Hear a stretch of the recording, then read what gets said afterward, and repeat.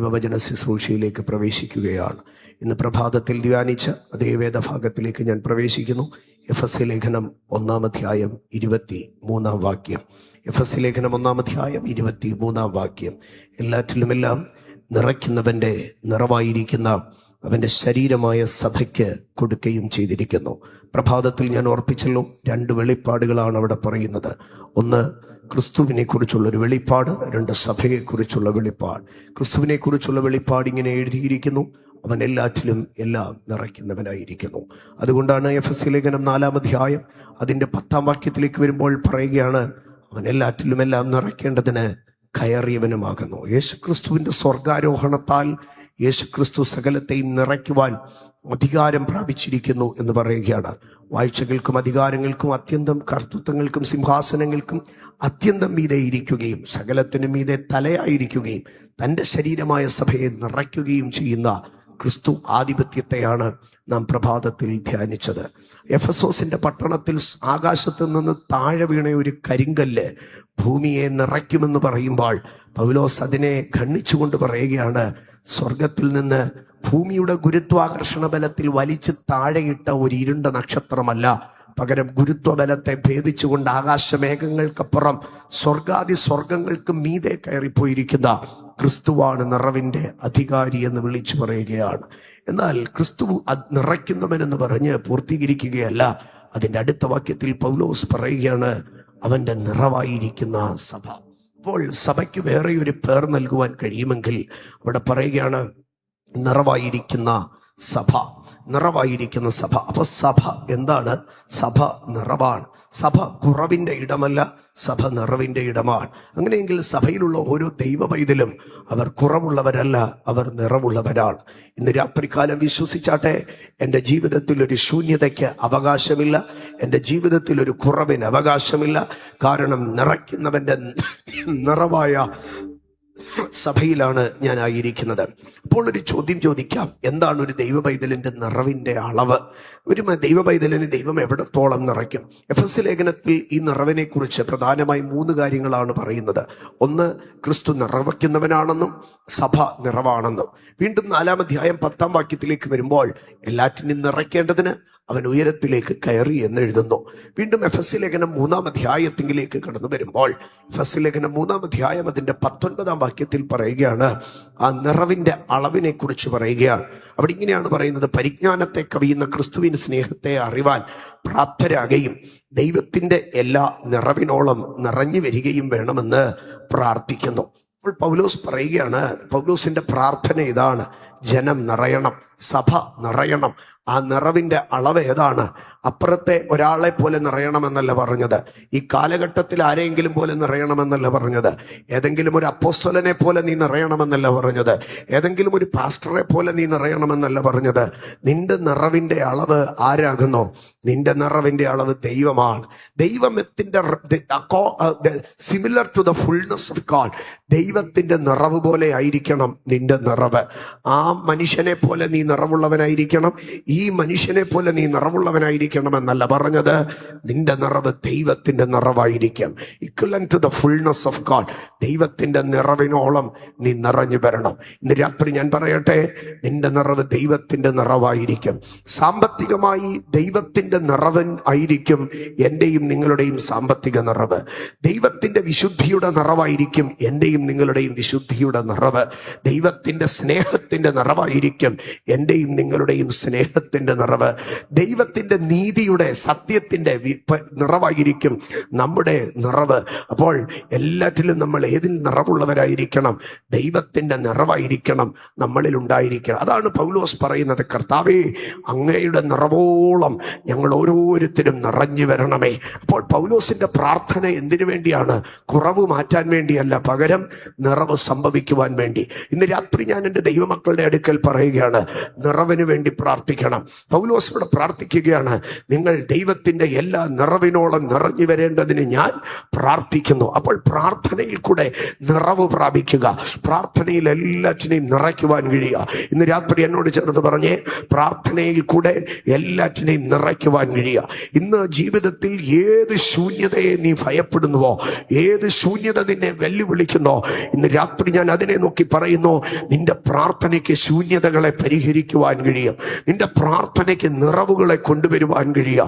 അത് നിന്റെ സാമ്പത്തിക ശൂന്യതയാകട്ടെ, അത് നിന്റെ ഗർഭത്തിന്റെ ശൂന്യതയാകട്ടെ, അത് നിന്റെ തലമുറകളുടെ ശൂന്യതയാകട്ടെ, അത് നിന്റെ ശുശ്രൂഷയുടെ ശൂന്യതയാകട്ടെ, അത് നിന്റെ കുടുംബത്തിലെ ഏത് മേഖലയുടെ ശൂന്യതയാകട്ടെ, ദൈവത്തോടുള്ള പ്രാർത്ഥനയിൽ നമുക്ക് നിറവ് പ്രാപിക്കുവാൻ കഴിയും. പ്രാർത്ഥനയാൽ നമുക്ക് നിറവ് പ്രാപിക്കണം. അപ്പോൾ പ്രാർത്ഥന നമ്മളെ എന്ത് ചെയ്യുന്നതാണ്? നിറയ്ക്കുന്നതാണ്. പ്രാർത്ഥിക്കുകയാണ് പൗലോസ്, ഞങ്ങളെ നിറയ്ക്കണമേ കർത്താവേ, ഞങ്ങളെ നിറയ്ക്കണമേ കർത്താവേ. എൻ്റെ സഹോദരങ്ങളെ, നമ്മളുടെ പ്രാർത്ഥനയാണ് നമ്മളുടെ നിറവിൻ്റെ ആധാരം. എന്നാൽ നമ്മുടെ പ്രാർത്ഥനയിൽ ദൈവം നമ്മളെ നിറയ്ക്കുമെന്ന് പറയുമ്പോൾ ദൈവം എങ്ങനെയാണ് നമ്മളെ നിറയ്ക്കുന്നത്? വെളിപ്പാട് പുസ്തകത്തിലേക്ക് ഞാൻ കടന്നു വരുമ്പോൾ, വെളിപ്പാട് പുസ്തകം 15-ാം അധ്യായം അതിൻ്റെ 8-ാം വാക്യത്തിലേക്ക് വരുമ്പോൾ അവിടെ നമുക്ക് ദൈവാലയത്തിന്റെ നിറവിനെ കാണുവാൻ കഴിയും. ദൈവാലയത്തിന്റെ നിറവ് അവിടെ ഇങ്ങനെയാണ് എഴുതിയിരിക്കുന്നത്. വെളിപ്പാട് പുസ്തകം 15:8, ദൈവത്തിന്റെ ശക്തിയും തേജസ്സും ഹേതുവായിട്ട്, ദൈവത്തിന്റെ തേജസ്സും ശക്തിയും ഹേതുവായിട്ട് ദൈവാലയം പുക കൊണ്ട് നിറഞ്ഞു എന്ന് എഴുതിയിരിക്കുകയാണ്. ദൈവത്തിന്റെ മഹത്വത്താലും ദൈവത്തിന്റെ ശക്തിയാലും പത്രോസ് അപ്പോസ്തലൻ പറയുകയാണ്, തൻ്റെ മഹത്വത്താലും വീര്യത്താലും നിങ്ങളെ വിളിച്ചു. അപ്പൊ ദൈവം നമ്മളെ വിളിച്ചത് എങ്ങനെയാണ്? ദൈവത്തിന്റെ മഹത്വത്താലും ദൈവത്തിന്റെ ശക്തിയാലും. ദൈവത്തിന്റെ മഹത്വത്താലും ശക്തിയാലും നമ്മളെ വിളിച്ചുവെന്ന് പത്രോസ് അപ്പോസ്തലൻ പറഞ്ഞിട്ട് ഇവിടെ യോഹന്നാൻ അപ്പോസ്തലൻ പറയുകയാണ്, ഞാൻ ഒരു ദർശനം കണ്ടു, ഞാൻ ഒരു വെളിപ്പാട് കണ്ടു, ദൈവത്തിന്റെ ആലയം നിറയുന്നത് ഞാൻ കണ്ടു. ആ നിറവ് എങ്ങനെയാണ് സംഭവിച്ചതെന്നറിയാമോ? By the power and by the glory of God. ദൈവത്തിന്റെ മഹത്വത്താലും ദൈവത്തിന്റെ ശക്തിയാലും ആലയം നിറഞ്ഞുവെന്ന്. ഇവിടെ ആലയത്തിൽ നിറയുന്നത് പുകയാണ്. ഞാൻ എൻ്റെ സഹോദരങ്ങളുടെ അടുക്കൽ ചോദിക്കട്ടെ, ഒരു മന്ദിരത്തിനകത്ത് പുക നിറയണമെങ്കിൽ എന്തുണ്ടായിരിക്കണം?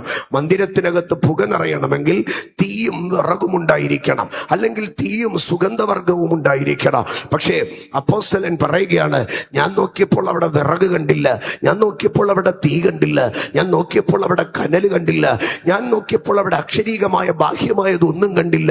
പകരം ദൈവത്തിന്റെ സ്വർഗത്തിൽ നിന്നിറങ്ങിയ മഹത്വത്താൽ, ദൈവത്തിന്റെ സ്വർഗത്തിൽ നിന്നിറങ്ങിയ ശക്തിയാൽ അവിടെ പുക നിറയുന്നത് കണ്ടോ? ഇന്ന് രാത്രികാലം എത്ര പേർക്ക് വിശ്വസിക്കാൻ കഴിയും? ഒരു മനുഷ്യന്റെ കരം കൊണ്ടല്ല, ഒരു മാനുഷികമായ സംഗതി കൊണ്ടല്ല, ദൈവത്തിന്റെ ഇടപെടലാണ് എന്റെ നിറവിന്റെ ആധാരമായിരിക്കുന്നത്. ദൈവത്തിന്റെ ശക്തിയാൽ നിറയോ. വിറകല്ല പുക നിറയ്ക്കുന്നത്, തീയല്ല പുക നിറയ്ക്കുന്നത്, ദൈവത്തിന്റെ മഹത്വത്താലും ശക്തിയാല്. മനുഷ്യന്റെ കരങ്ങളല്ല, ലോകത്തിന്റെ ശക്തിയല്ല, ദൈവത്തിന്റെ മഹത്വത്താലും ദൈവത്തിന്റെ ശക്തിയാല് ആലയം നിറഞ്ഞു. അങ്ങനെയെങ്കിൽ ഇന്ന് രാത്രി ഞാൻ പറയുകയാണ്, ദൈവത്തിന്റെ ശക്തി നിന്നെ നിറയ്ക്കുന്നതാണ്. ദൈവത്തിന്റെ ശക്തി നിന്നെ നിറയ്ക്കുന്നതാണ്. ഇന്ന് രാത്രി അധരം തുറന്ന് പറഞ്ഞാട്ടെ, അവന്റെ ശക്തിയാൽ ഞാൻ നിറവ് പ്രാപിക്കും. നിന്റെ ബലഹീനത കൊണ്ട് നീ ശൂന്യമാകുമെന്ന് ശത്രു നിന്നെ നോക്കി വെല്ലുവിളിക്കുമ്പോൾ, നിന്റെ ബലഹീനത കൊണ്ട് നീ ശൂന്യമാകുമെന്ന് ശത്രു നിന്നെ നോക്കി വിളിച്ചു പറയുമ്പോൾ, ഈ രാത്രി തിരികെ പറഞ്ഞാട്ട്, എന്റെ ബലഹീനതയിൽ ഞാൻ ശൂന്യനാകത്തില്ല, ദൈവത്തിന്റെ ബലത്താൽ ഞാൻ നിറവ് പ്രാപിക്കാം. By the power and the glory of God, ദൈവത്തിന്റെ മഹത്വത്താൽ ഞാൻ നിറവ് പ്രാപിക്കാം. ഇന്ന് രാത്രികാലം ഇതിനകത്തിരിക്കുന്ന ദൈവജനത്തിന്റെ മേൽ ഞാൻ ആത്മാവിന്റെ അധികാരത്തിൽ ശുശ്രൂഷിച്ചു കയറുന്നു. എന്നെ ശൂന്യമാക്കുന്നത് ഏത് പൈശാചിക ശക്തിയുമാകട്ടെ, ഇന്ന് രാത്രി അതിനെ പൊളിച്ചു കളഞ്ഞിട്ട് ദൈവത്തിന്റെ ശക്തിയാൽ, ദൈവത്തിന്റെ അധികാരത്താൽ, ദൈവത്തിന്റെ ശക്തിയാൽ, ദൈവത്തിന്റെ അധികാരത്താൽ നീ നിറയുകയാണ്, നീ നിറയുകയാണ്. ദൈവത്തിന്റെ ശക്തി എന്ന് പറയുമ്പോൾ, ദൈവത്തിന്റെ ശക്തിക്ക് 3 തലങ്ങൾ തലങ്ങളുണ്ട്. അല്ലെങ്കിൽ ശക്തി എന്ന് ബൈബിളിലെ വേർഡിന് 3 തലങ്ങളുണ്ട്. ഒന്ന്, അത് അധികാരത്തെ കാണിക്കുകയാണ്. 2, അത് സൈന്യത്തെ കാണിക്കുകയാണ്. 3, ദൈവത്തിന്റെ വലങ്കയെ കാണിക്കുകയാണ്. ഇന്ന് രാത്രി നിന്നെ നിറയ്ക്കുവാൻ ദൈവം തന്റെ ശക്തിയെ ചെലുത്തുമെന്ന് പറഞ്ഞാൽ his authority, his army, his host and his right hand. ഇന്ന് രാത്രി ദൈവം തന്റെ ബലമുള്ള വലങ്കര നീട്ടി എനിക്ക് വേണ്ടി ചില ശൂന്യതകളെ വലിച്ചു മാറ്റി ദൈവത്തിന്റെ നിറവുകളെ കൊണ്ടുവരാ. സ്വർഗത്തിലെ ദൈവം തന്റെ അധികാരത്താൽ എനിക്ക് വേണ്ടി ചില നിറവുകളെ റിലീസ് ചെയ്യുക. എന്റെ ദൈവത്തിന്റെ സൈന്യം ഇറങ്ങി എന്റെ ശൂന്യതകളെ വലിച്ചു മാറ്റി എന്റെ മേൽ ഒരു നിറവ് സംഭവിക്കുക. ഇന്ന് രാത്രി എത്ര പേർ വിശ്വസിക്കുന്നു? ദൈവത്തിന്റെ മഹത്വത്താൽ, ദൈവത്തിന്റെ ശക്തിയാൽ the temple was filled. ആലയം നിറഞ്ഞു. ആലയം നിറയുക എന്ന് പറയുമ്പോൾ ആലയം എന്നുള്ളത് ഒന്ന് ദൈവസഭയാണ്.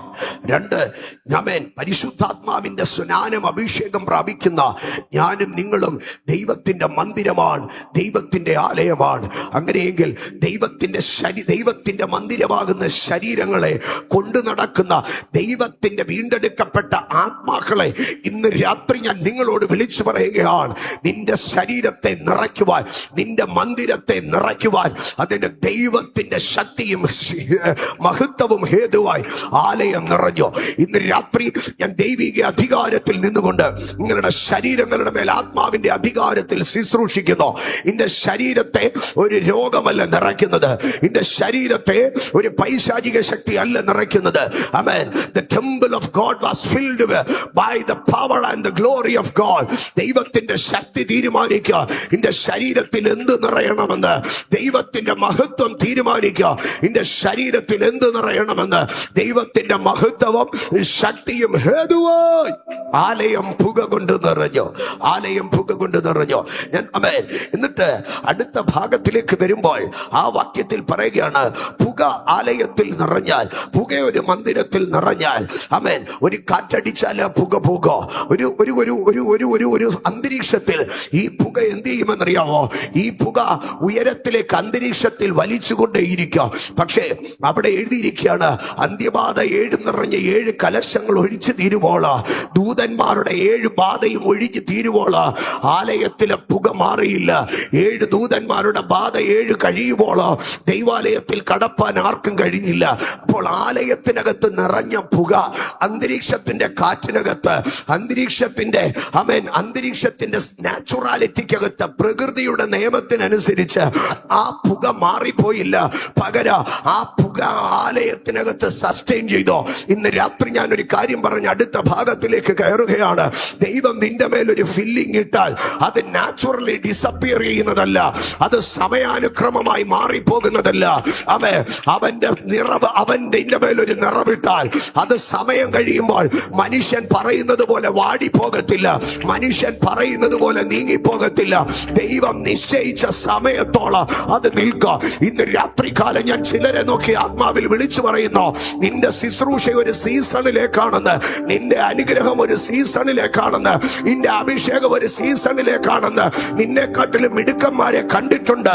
6 മാസമേ ഉള്ളിതെന്ന് നിന്നെ നോക്കി ശത്രു പറയുമ്പോൾ പറയുകയാണ്, ഇല്ല, അതൊരു നാച്ചുറൽ ഡിസപ്പിയറൻസ്, ഒരു ടൈംലി ഡിസപ്പിയറൻസ് അതിനകത്ത് സംഭവിക്കത്തില്ല. ദൈവം ആലയത്തിൽ പുക നിറച്ചത് അന്ത്യബാധ 7 നിറച്ച 7 കലശങ്ങളുമായി ഇറങ്ങി വന്ന ദൂതന്മാരൊരു പദ്ധതി നിറവേറ്റാനാണ്. ആ പദ്ധതി നിറവേറ്റും വരെയോ, ആ പദ്ധതി പൂർത്തീകരിക്കും വരെയോ ആലയത്തിലെ പുക അതിനകത്തു നിറങ്ങത്തില്ല. ദൈവത്തിന്റെ ശക്തിയാണ്, ദൈവത്തിന്റെ തേജസ്സാണ് ഒരു ഫില്ലിംഗ് നിന്നിൽ നടത്തിയിരിക്കുന്നെങ്കിൽ ഓൺ ടൈം ബീയിങ് ആ പുക മാറിപ്പോകത്തില്ല. ഒരു കാറ്റടിച്ചാൽ ആ പുക മാറിപ്പോകത്തില്ല. ചില മിനിറ്റുകൾ കഴിയുമ്പോൾ ആ പുക മാറിപ്പോകത്തില്ല. ആ പുകയുടെ പിമ്പിൽ ഒരു പദ്ധതിയുണ്ട്, ആ ഫില്ലിംഗിന്റെ പിമ്പിൽ ഒരു നിർണയമുണ്ട്. ആ പദ്ധതി നിറവേറ്റും വരെയോ അതുകൊണ്ടാണ് ശലോമോന്റെ അടുക്കൽ പറഞ്ഞു, ഞാൻ അവനോട് അരുളി ചെയ്തത് നിവർത്തിക്കും വരെയോ, ഞാൻ അവനോട് അരുളി ചെയ്തത് നിവർത്തിക്കും വരെയോ, അവൻ എന്റെ ആലയത്തിന്റെ പണി പൂർത്തീകരിക്കും വരെയോ ഞാൻ അവനെ കൈവിടുകയുമില്ല, ഞാൻ അവനെ ഉപേക്ഷിക്കുകയുമില്ല. ഇന്ന് രാത്രി എത്ര പേർ തിരിച്ചറിയുന്നു, എന്റെ മേൽ ദൈവം ഒരു ഫില്ലിംഗ് നടത്തിയിട്ടുണ്ടെങ്കിൽ അതൊരു ആത്മീയ നിറവാകട്ടെ, അതൊരു ഭൗമിക നിറവാകട്ടെ, അതൊരു ഏതൊരു സംഗതിക്കകത്തുമുള്ള ഒരു നിറവാകട്ടെ. ഒരു സീസൺ കഴിയുമ്പോൾ നീ ശൂന്യമാകുമെന്ന് ശത്രു നിന്നെ നോക്കി വിചാരിക്കുന്ന ഇടത്ത് ഇന്നു രാത്രി നീ പറഞ്ഞാട്ടെ, സാധ്യമല്ല. സൽമഹത്താനിയ Ribala hadana hasia tenadi arthanam balakasi arthani altuna rahasia prabhajiya rathenia likateria prabarthania riba prabashya. നീ ഒരു സീസണൽ ഫ്രൂട്ട് അല്ല, നീ ഒരു സീസണൽ ട്രീ അല്ല.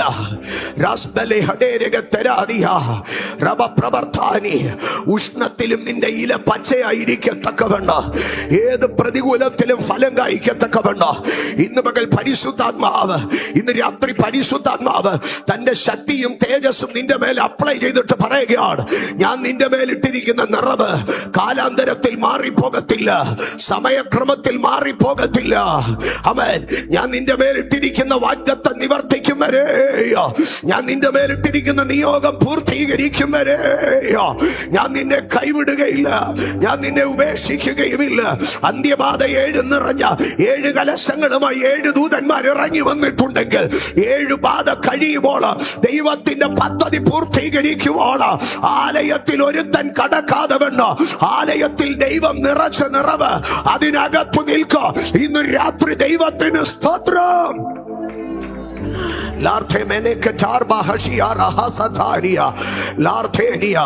ആലയം പുക കൊണ്ട് നിറഞ്ഞു, ആലയം പുക കൊണ്ട് നിറഞ്ഞു. ആ നിറവിന്റെ അടുത്ത വരി ഇങ്ങനെയാണ് എഴുതിയിരിക്കുന്നത്, ആർക്കും അതിൽ കടപ്പാൻ കഴിഞ്ഞില്ല. അങ്ങനെയെങ്കിൽ ദൈവിക നിറവിന്റെ അടുത്ത തലം ഞാൻ പറയുകയാണ്, ദൈവത്തിന്റെ നിറവ് നിന്നിൽ കിടക്കുന്നിടത്തോളം ഒരുത്തനും നിന്റെ ബൗണ്ടറി ക്രോസ് ചെയ്യാൻ, ഒരുത്തനും നിന്റെ ടെറിട്ടറിക്കകത്ത് കയറാൻ, ഒരുത്തനും എൻക്രോച്ച് ചെയ്യാൻ കഴിയത്തില്ല. ആമേൻ. Until you are being filled with the glory and the power of God, who can encroach you, who can cross the boundary, who can enter in your territory? ഇന്ന് രാത്രി കാല നിന്റെ നിറവാണ് നിന്റെ സംരക്ഷണം. വല്ലാതെ അങ്ങ് ഇടിച്ചു കയറുമെന്ന് വാദിക്കുന്ന, തകർത്ത് കളയുമെന്ന് വാദിക്കുന്ന ദുഷ്ട അധികാരങ്ങളുടെ മേൽ ഇന്ന് രാത്രി പരിശുദ്ധാത്മാവ് നിന്നെ അധികാരപ്പെടുത്തുകയാണ്, അധികാരപ്പെടുത്തുകയാണ്. ആലയം പുക കൊണ്ട് നിറഞ്ഞിരിക്കുക, ഒരുത്തനും അതിനകത്ത് കയറത്തില്ല, ഒരുത്തനും അതിനകത്ത് കയറത്തില്ല. ഇന്ന് രാത്രി പരിശുദ്ധാത്മാവ് ചിലരെ ഉറപ്പിക്കുകയാണ്, നിന്റെ മേലിട്ടിരിക്കുന്ന ദൈവത്തിന്റെ നിറവ് അത് നിന്റെ സംരക്ഷണമാണ്. ഒരു ദേശാന്തകാര ശക്തിയോ, ഒരു ആഭിചാര ബലവും, ഒരു അയക്കപ്പെട്ട ദുരാത്മാവോ, ഒരു ചുറ്റി സഞ്ചരിക്കുന്ന ബാധയോ നിന്റെ കൂടാരത്തിനകത്ത് കയറത്തില്ല, നിന്റെ പദ്ധതിക്കകത്ത് കയറത്തില്ല. ഇന്ന് രാത്രി സ്വർഗം നിന്റെ മേൽ അതൊരു ഉറപ്പ് നൽകുന്നു. It shall not enter in you. അത് നിന്നിൽ കയറത്തില്ല, നിന്റെ കുടുംബത്തിൽ കയറത്തില്ല, നിന്റെ ടെറിട്ടറിയിൽ കയറത്തില്ല, നിന്റെ കൂടാരത്തിൽ കയറുകയില്ല. Latha mahasatania, latara mahasatania, rakonoko loko sere, ratemeje nekeleke, ratana haseteni, artamahatonia, labakateli mahasate, rakola mahasia, aduria labahase, ratono hosolo, ritenia lahatenia. ആലയത്തിനകത്ത് ഇടിച്ചു കയറാൻ പലരും വന്നു, പക്ഷെ ഒരുത്തനും കയറിയില്ല. എന്താ നീ അങ്ങ് കയറാതെ പോയത്? അവൻ പറയോ, ദൈവത്തിന്റെ നിറവ് ആലയത്തിനകത്ത് നിൽക്കുകയാ, അത് ഞങ്ങളെ അതിനകത്തേക്ക് കയറ്റുന്നില്ല, അത് ഞങ്ങളെ അതിനകത്തേക്ക് കയറ്റുന്നില്ല. ഇന്ന് രാത്രി നിന്റെ ടെറിട്ടറി ക്രോസ് ചെയ്യപ്പെടത്തില്ല, നിന്റെ മേൽ ദൈവമിട്ട ബോർഡർ ലൈൻ ക്രോസ് ചെയ്യത്തില്ല. ഇന്ന് രാത്രി 1 മിനിറ്റ് കരമടിച്ച് സ്തോത്രം പറ. He shall not cross the boundary, he shall not enter in my territory. Esaba pravarthania, raba hasatania, lartha mahasatania, ragatana mahatania. Jesus, Jesus. സങ്കീർത്തനക്കാരൻ ഇങ്ങനെ പറഞ്ഞു, യഹോവയായ ദൈവം സൂര്യനാണ് എന്ന് പറഞ്ഞാൽ സൂര്യൻ ഉദിച്ചു നിൽക്കുമ്പോൾ ഒരു ഇരുട്ടും അകത്തേക്ക് കയറത്തില്ല. രണ്ടാമതായി പറയുകയാണ്, സ്തോത്ര, യഹോവയായ ദൈവം സൂര്യനും പരിചയമാകുന്നു, ഒരായുധവും അകത്തേക്ക് കയറത്തില്ല. അതുകൊണ്ടാണ് സെൻഹരീബ് അയച്ച റബ്ശാക്കെ അശൂർ രാജാവിന്റെ ദൂതൻ വന്ന് ഇസ്രായേലിന്റെ അതിരിന് വെളിയിൽ നിന്ന് ഇസ്രായേലിനെ വെല്ലുവിളിക്കുമ്പോൾ ദൈവം ഹിസ്കിയാവിന്റെ അടുക്കൽ യെശയ്യാ പ്രവാചകനെ അയച്ചിട്ട് പറഞ്ഞു, നീ ഹിസ്കിയാവിനോട് ചെന്ന് പറയണോ, ഒരുത്തനും ഈ നഗരത്തിൽ കയറത്തില്ല. എന്തിന്? ഒരമ്പ് പോലും ഈ പട്ടണത്തിൽ എയ്യത്തില്ല, അതിന് നേരെ വാട കോരുകയുമില്ല. ഇന്ന് രാത്രി ദൈവം ഒന്നിനകത്ത് നിറയ്ക്കാൻ തുടങ്ങിയാൽ, ദൈവം ഒന്നിനകത്ത് നിറയ്ക്കാൻ തുടങ്ങിയാൽ അതിനപ്പുറം ഒരു കാര്യമുണ്ട്. അവൻ ഈ നഗരത്തിലേക്ക് വരികയില്ല, ഒരമ്പും എയ്യുകയുമില്ല. ഓ, എന്നാ വാക്കാണെന്ന് നോക്കി. അവൻ ഈ പട്ടണ നഗരത്തിൽ കയറി വരത്തില്ല, ഒരമ്പും എയ്യുകയുമില്ല, അവൻ ഇതിനെതിരെ ഒരു വാട കോരുകയുമില്ല. അന്ന് രാത്രി സ്വർഗത്തിൽ നിന്നൊരു ദൂതൻ ആ ക്യാമ്പിലേക്ക് ഇറങ്ങി 1,85,000 പേരെ കൊന്നുകളഞ്ഞു. യെരൂശലേമിന്റെ മണ്ണിൽ കയറി യഹൂദനെതിരെ യുദ്ധം നടത്തുമെന്ന് പ്രഖ്യാപിച്ച സെൻഹരീബ് അന്ന് രാത്രി ദൂതൻ ഇറങ്ങി കഴിഞ്ഞപ്പോൾ അവൻ തന്റെ തലസ്ഥാന നഗരമായ നിനവയിലേക്ക് മടങ്ങിപ്പോയി. ഇന്ന് രാത്രികാല ദൈവത്തിന്റെ നിറവ് നിന്റെ മേളിൽ കിടക്കുമ്പോൾ നിനക്കെതിരെ കയറി വരുന്ന സെൻഹരീബ് അവന്റെ തലസ്ഥാന നഗരിയിലേക്ക് തിരിച്ചു പോകുക.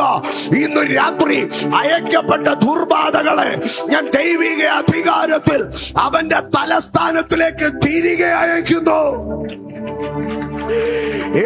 La Satelia, Larte, Rako, Shalbatala Kateri, Rimas, Raite, Senheribi Patanatil Kayarapilla, Senheribi Patanatil Kayarapilla, or Ambavane Yugayumilla, Senheribi Patanatil Kayarapilla, or Ambavane Yugayumilla, Irupinda Shanti Kayarade, Yanaka Suryanayiriko, അവന്റെ അമ്പിതിൽ വീഴാതെ ഞാൻ നിനക്ക് പരിചയമായിരിക്കോ. പകരം ഇന്ന് രാത്രി എന്റെ ദൂതൻ നിനക്ക് വേണ്ടി പോകും. അശൂർ പാളയത്തിലെ 185,000 പേർ നാളെ പ്രഭാതത്തിൽ മരിച്ചു കിടക്കുന്നത് കാണോ. അത് കണ്ടിട്ട് ഇങ്ങോട്ട് വരാൻ നിന്ന സെൻഹരീബ് അങ്ങോട്ട് തിരിഞ്ഞു പോകും. അവൻ നിനവയിലേക്ക് മടങ്ങി പോകും.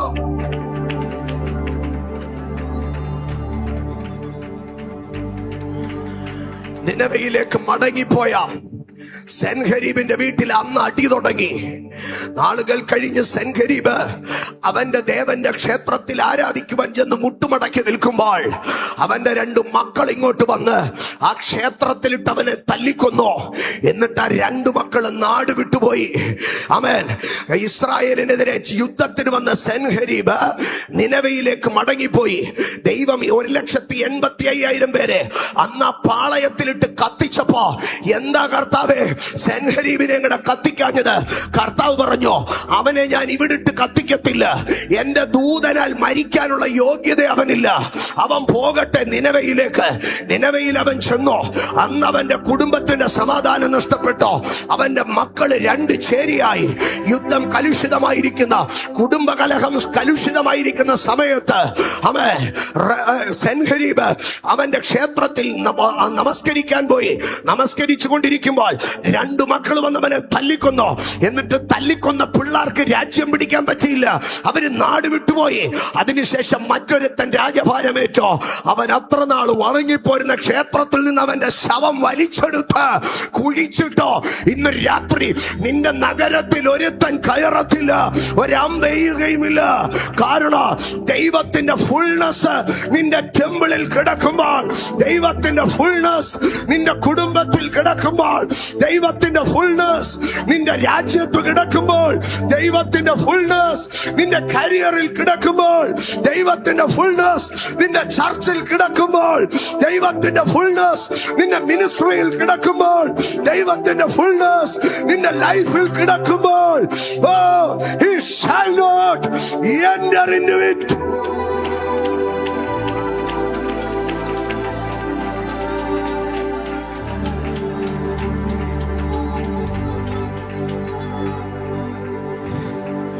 രാത്രി ഒരു നിറവോടെ മടങ്ങിപ്പോകണം. ഇന്ന് രാത്രി എനിക്ക് നിറവുള്ളവനായി മടങ്ങിപ്പോകണം. ശൂന്യതകൾ എൻ്റെ ജീവിതത്തിലില്ല, നിറവുകൾ മാത്രം. ഞാൻ ശൂന്യതകളെ കുറിച്ച് സംസാരിക്കത്തില്ല. കാരണം എൻ്റെ ദൈവം എല്ലാറ്റിലുമെല്ലാം നിറയ്ക്കുന്നവനാണ്. ഞാൻ ദൈവത്തിന്റെ നിറവാണ്. ഞാൻ ദൈവത്തിന്റെ നിറവാണ്. അധരം തുറന്ന് പറഞ്ഞ്, ഞാൻ ദൈവത്തിന്റെ നിറവാണ്. ഞാൻ ദൈവത്തിന്റെ നിറവാണ്. ശബ്ദമുയർത്തി ശക്തിയോടെ വിളിച്ചു പറഞ്ഞ്, ഞാൻ ദൈവത്തിന്റെ നിറവാണ്. I am the fullness of God. ഞാൻ ദൈവത്തിന്റെ നിറവാണ്. ഒരുത്തനും എൻ്റെ കൂടാരത്തിൽ കയറത്തില്ല, ഒരുത്തനും എൻ്റെ ലൈഫിൽ കയറത്തില്ല. കാരണം ഞാൻ ദൈവത്തിന്റെ നിറവാണ്. അപ്പോൾ ദൈവത്തിന്റെ നിറവോളം നിറഞ്ഞു വരണം. അപ്പോൾ ഞാൻ ചോദിക്കാം, എന്തിലൊക്കെ നിറഞ്ഞു വരണം? ദൈവസഭയുടെ ചില നിറവുകളെ വേഗത്തിൽ പറഞ്ഞ് ഞാൻ മുൻപോട്ട് പോകാം. അപ്പോസ്തല പ്രവൃത്തികളുടെ പുസ്തകം 2-ാം അധ്യായത്തിലേക്ക് കടന്നു വരുമ്പോൾ, അപ്പോസ്തല പ്രവൃത്തികളുടെ പുസ്തകം 2-ാം അധ്യായം അതിന്റെ 4-ാം വാക്യം അവിടെ ഇങ്ങനെയാണ് എഴുതിയിരിക്കുന്നത്: എല്ലാവരും പരിശുദ്ധാത്മാവ് നിറഞ്ഞവരായി. എല്ലാവരും പരിശുദ്ധാത്മാവ് നിറഞ്ഞവരായി. അപ്പൊ ദൈവസഭയുടെ അടിസ്ഥാന നിറവ് എന്ന് പറയുന്നത് fullness of the spirit of God. പരിശുദ്ധാത്മാവിനാൽ നിറയപ്പെടണം. എന്നാൽ പരിശുദ്ധാത്മാവിനാൽ നിറയപ്പെടുമ്പോഴുള്ള അടയാളങ്ങൾ എന്താണ്? പരിശുദ്ധാത്മാവിനാൽ നിറയപ്പെടുമ്പോഴുള്ള ചില അടയാളങ്ങളിലേക്ക് ഞാൻ കിടക്കാം. അവിടെ ഇങ്ങനെയാണ് എഴുതിയിരിക്കുന്നത്: എല്ലാവരും പരിശുദ്ധാത്മാവ് നിറഞ്ഞവരായി, ആത്മാവ് അവർക്ക് ഉച്ചരിപ്പാൻ നൽകിയതുപോലെ അന്യഭാഷകളിൽ സംസാരിപ്പാൻ തുടങ്ങി. ആമേൻ. ഈ അന്യഭാഷ എന്നുള്ള വാക്കിനെ ഒന്ന് വിട്ടിട്ട് ആ വാക്യം ഒന്ന് വായിച്ചേ. എല്ലാവരും പരിശുദ്ധാത്മാവ് നിറഞ്ഞവരായി, ആത്മാവ് അവർക്ക് ഉച്ചരിപ്പാൻ നൽകിയതുപോലെ സംസാരിച്ചു തുടങ്ങി. അപ്പൊ പരിശുദ്ധാത്മാവിന്റെ നിറവുള്ളവൻ, ആമേൻ, നാട്ടുകാർ പറയുന്നത് കേട്ടല്ല സംസാരിക്കുന്നത്, സാഹചര്യങ്ങളെ കണ്ടല്ല സംസാരിക്കുന്നത്, കുടുംബക്കാർ പറയുന്നത് കണ്ടല്ല സംസാരിക്കുന്നത്. അവന്റെ വാക്കുകളെ കൺട്രോൾ ചെയ്യുന്നത് ആരായിരിക്കാം? അവന്റെ വാക്കുകളുടെ റിസോഴ്സ് എന്തായിരിക്കാം? ആത്മാവ് ഉച്ചരിപ്പാൻ നൽകിയതുപോലെ അവൻ സംസാരിച്ചു തുടങ്ങി.